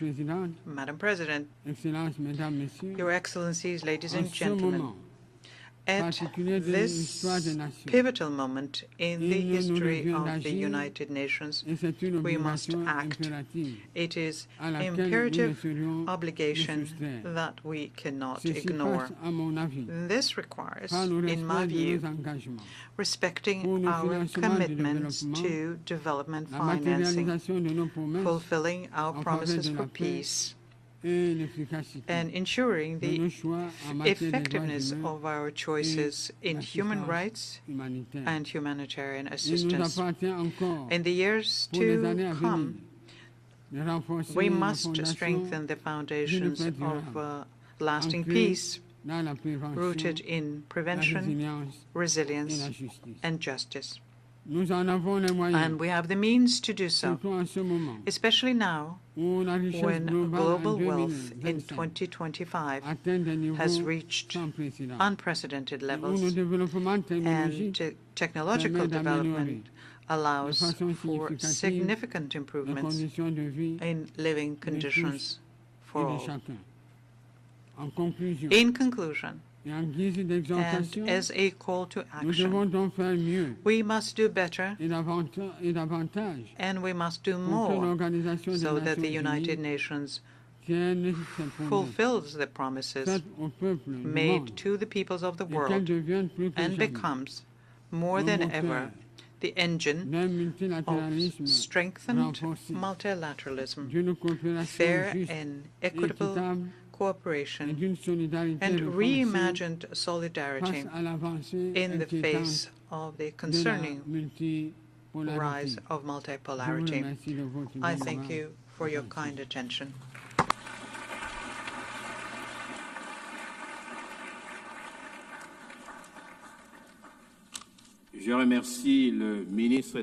I thank the Minister for Foreign Affairs of Cameroon. I now give the floor to His Excellency Mr. Espen Barth Eide, Minister for Foreign Affairs of Norway.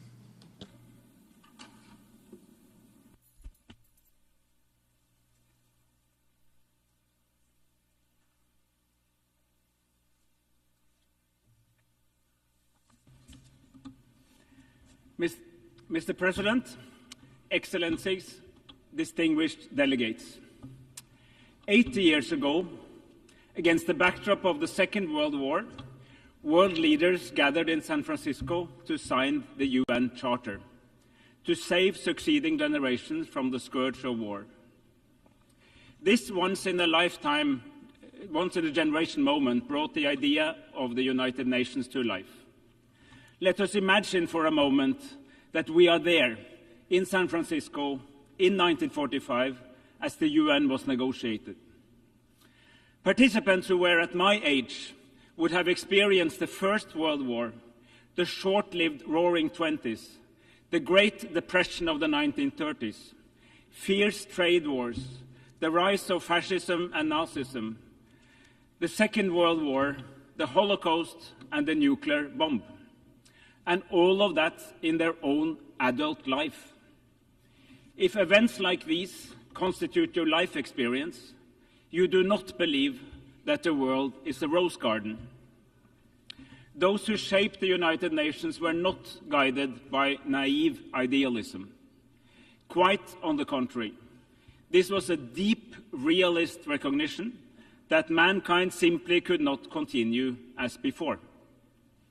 Centuries of great power rivalry, competing spheres of interest, and imperialism had not forged peaceful coexistence. The founders, however, were indeed visionaries, as they believed that a better world was possible.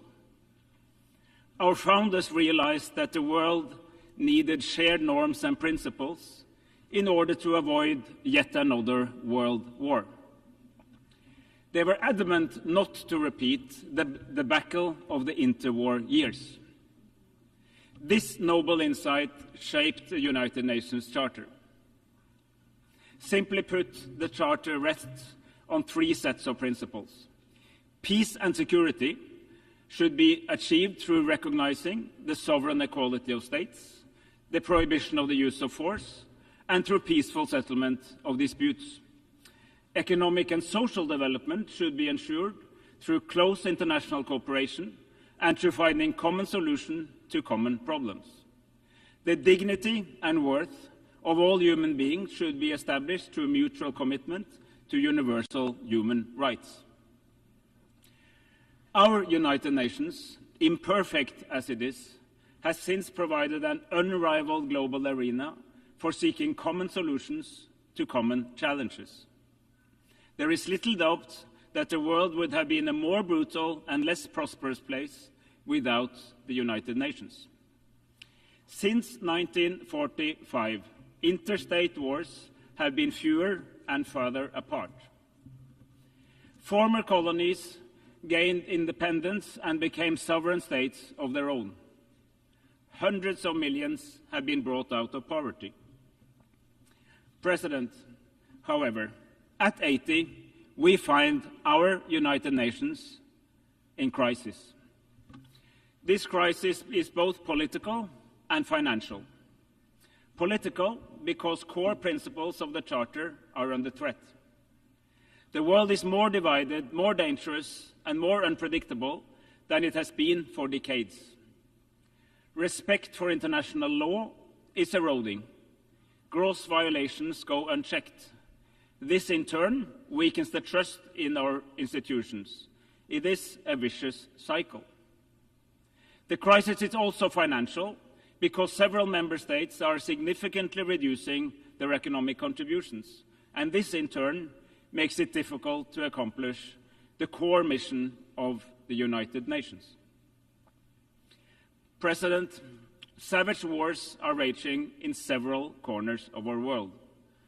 In Sudan, civilians are facing the largest displacement and hunger crisis in the world today. The war in Sudan has been raging for almost 900 days. This is but one of the many horrific wars that receives way too little attention in the power centers of the world, even in this organization. In Ukraine, Russia has violated the most fundamental principles of international law. There is simply no other way of seeing it. Russia's invasion of the sovereign state of Ukraine is a blatant violation of Article 2.4 of the UN Charter. while Ukraine is in its full right to defend itself as affirmed by Article 51. Norway and so many other states stand firmly with Ukraine's fight for freedom and independence. We do so in solidarity with the brave Ukrainian people, but we also do so to uphold the respect for international law, an interest shared by all states, large and small. In Palestine, Israel is in clear violation of international law. Life in Gaza is living hell. For almost 2 years, we have witnessed extreme levels of death, starvation, forced displacement, and massive suffering. The fact that these atrocities continue is a disgrace to all humanity. In the West Bank, the illegal occupation, settlements, and settler violence continues unchecked. The Palestinian authorities are under massive stress, its finances strained, and its capacity to operate is severely restricted. The war must end now. Massive humanitarian aid must reach those in need now. The remaining hostages must be released now, and the illegal occupation must end now. But colleagues, there is an alternative to this never-ending cycle of violence. We have made important steps just these past few days. At the conference on Palestine in this hall on Monday, member states further developed the roadmap to a settlement to the deeper conflict between Israel and Palestine. By now, 159 member states have recognized the state of Palestine as a contribution to the realization of the two-state solution. However, the recognition of Palestine is only one of the elements needed to reach such a two-state solution. There are many pieces in this puzzle. Palestinian governance and economy must be strengthened. Hamas must be demobilized. We need security guarantees to both Israel and Palestine. And key Arab states aim to normalize their relation with Israel as part of a broader agreement. In order to put together these pieces of the puzzle, the Global Alliance for the Implementation of the Two-State Solution was launched here in New York last year during the last UNGA. It continues to gather support for a comprehensive settlement. It is our firm conviction that both Israel and Palestine have the right to live in peace and security, side by side in two states. Excellencies, ladies and gentlemen, a world order based on international law is not a luxury, it's a necessity. When we condemn Russia's blatant violations of international law in Ukraine, we must also speak just as clearly against Israel's violation of the rules in Palestine. International law cannot be applied with double standards. It must be upheld universally, regardless of who commits the violations and regardless of where they take place. This is not optional, this is fundamental. We must also defend the institutions that safeguard accountability, the International Court of Justice and the International Criminal Court. Just as important as the sacrosanct integrity of borders and the sovereign equality of states is our mutual commitment to human rights. The UN Charter commits us to respect and promote these fundamental freedoms for all, without distinction to race, gender, language, or religion. Human rights are universal. They are our best hope for a world that rejects injustice, inequality, violence, and brutality. A more equal world where women and girls participate on equal footing with men and boys is a more peaceful and a more prosperous world. President, in these times of crisis, the United Nations must reposition itself to meet a new political and financial reality. The UN80 initiative gives us a unique chance to turn this crisis into an opportunity and to build a United Nations that is not only stronger, but also smarter. As a country with an unwavering commitment to the United Nations, I can say this with conviction. It is time for some tough love. We want a UN that is stronger, yet leaner. A UN that is more efficient. A UN with structures optimized to deliver real impact where it matters most, on the ground, with the people we serve. We need a UN with sharper prioritization of resources, clearer mandates, and a UN that works smarter, not just harder. This is also a moment for self-reflections for all of us as member states and for our United Nations. As member states, we have contributed to a proliferation of mandates, long, complicated, overlapping, and burdened with endless reporting requirements. My country, Norway, is not exempt. We too are guilty as sin. The time has come to change this. We need bold and ambitious reform. We must stand firmly behind the Secretary General to drive this forward. We need a UN that can continue to uphold the rules and the principles that have underpinned our international order for the past 80 years. And we need a UN 80 process with a roadmap for the next Secretary General.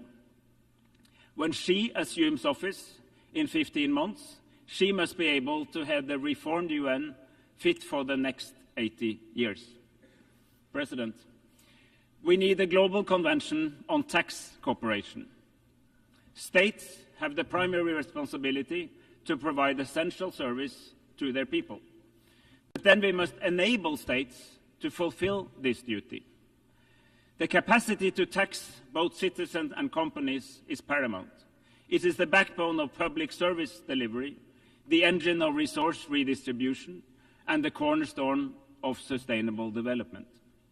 We know what works, but we must assure that it can work for all. Colleagues, let there be no doubt. The climate crisis is real. It is here, it is man-made, and it's affecting the lives of millions of people around the world.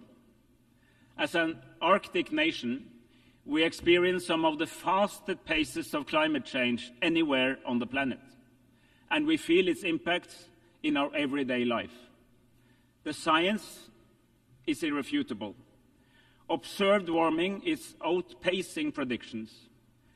Curbing global warming and making peace with nature is the greatest collective challenge of mankind.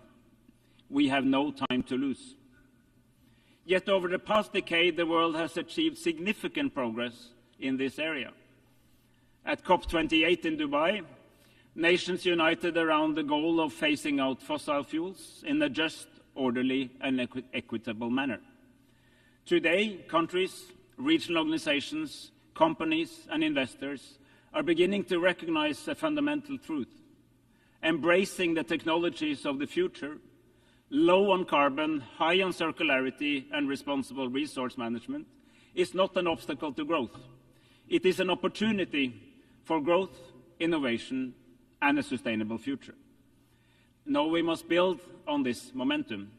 COP30 in Belém presents a crucial opportunity to reconnect the climate, biodiversity, and pollution agendas into a coherent, integrated approach. President, as we mark the 80th anniversary of our United Nations, let us protect the foundations for peace, human rights, and development. The norms and the principles are not the problem.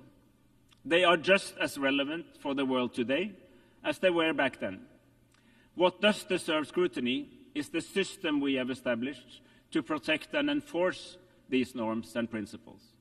And that is what the UN 80 is all about. Let us make sure that these principles apply for all people, everywhere, all the time, so that in another 80 years, future generations do not have to build a new version from the ashes of another devastating world war. It is up to us to find the answers that fit the 21st century. But when it comes to the core purpose, we should take the cue from our founders. We are, indeed, better together.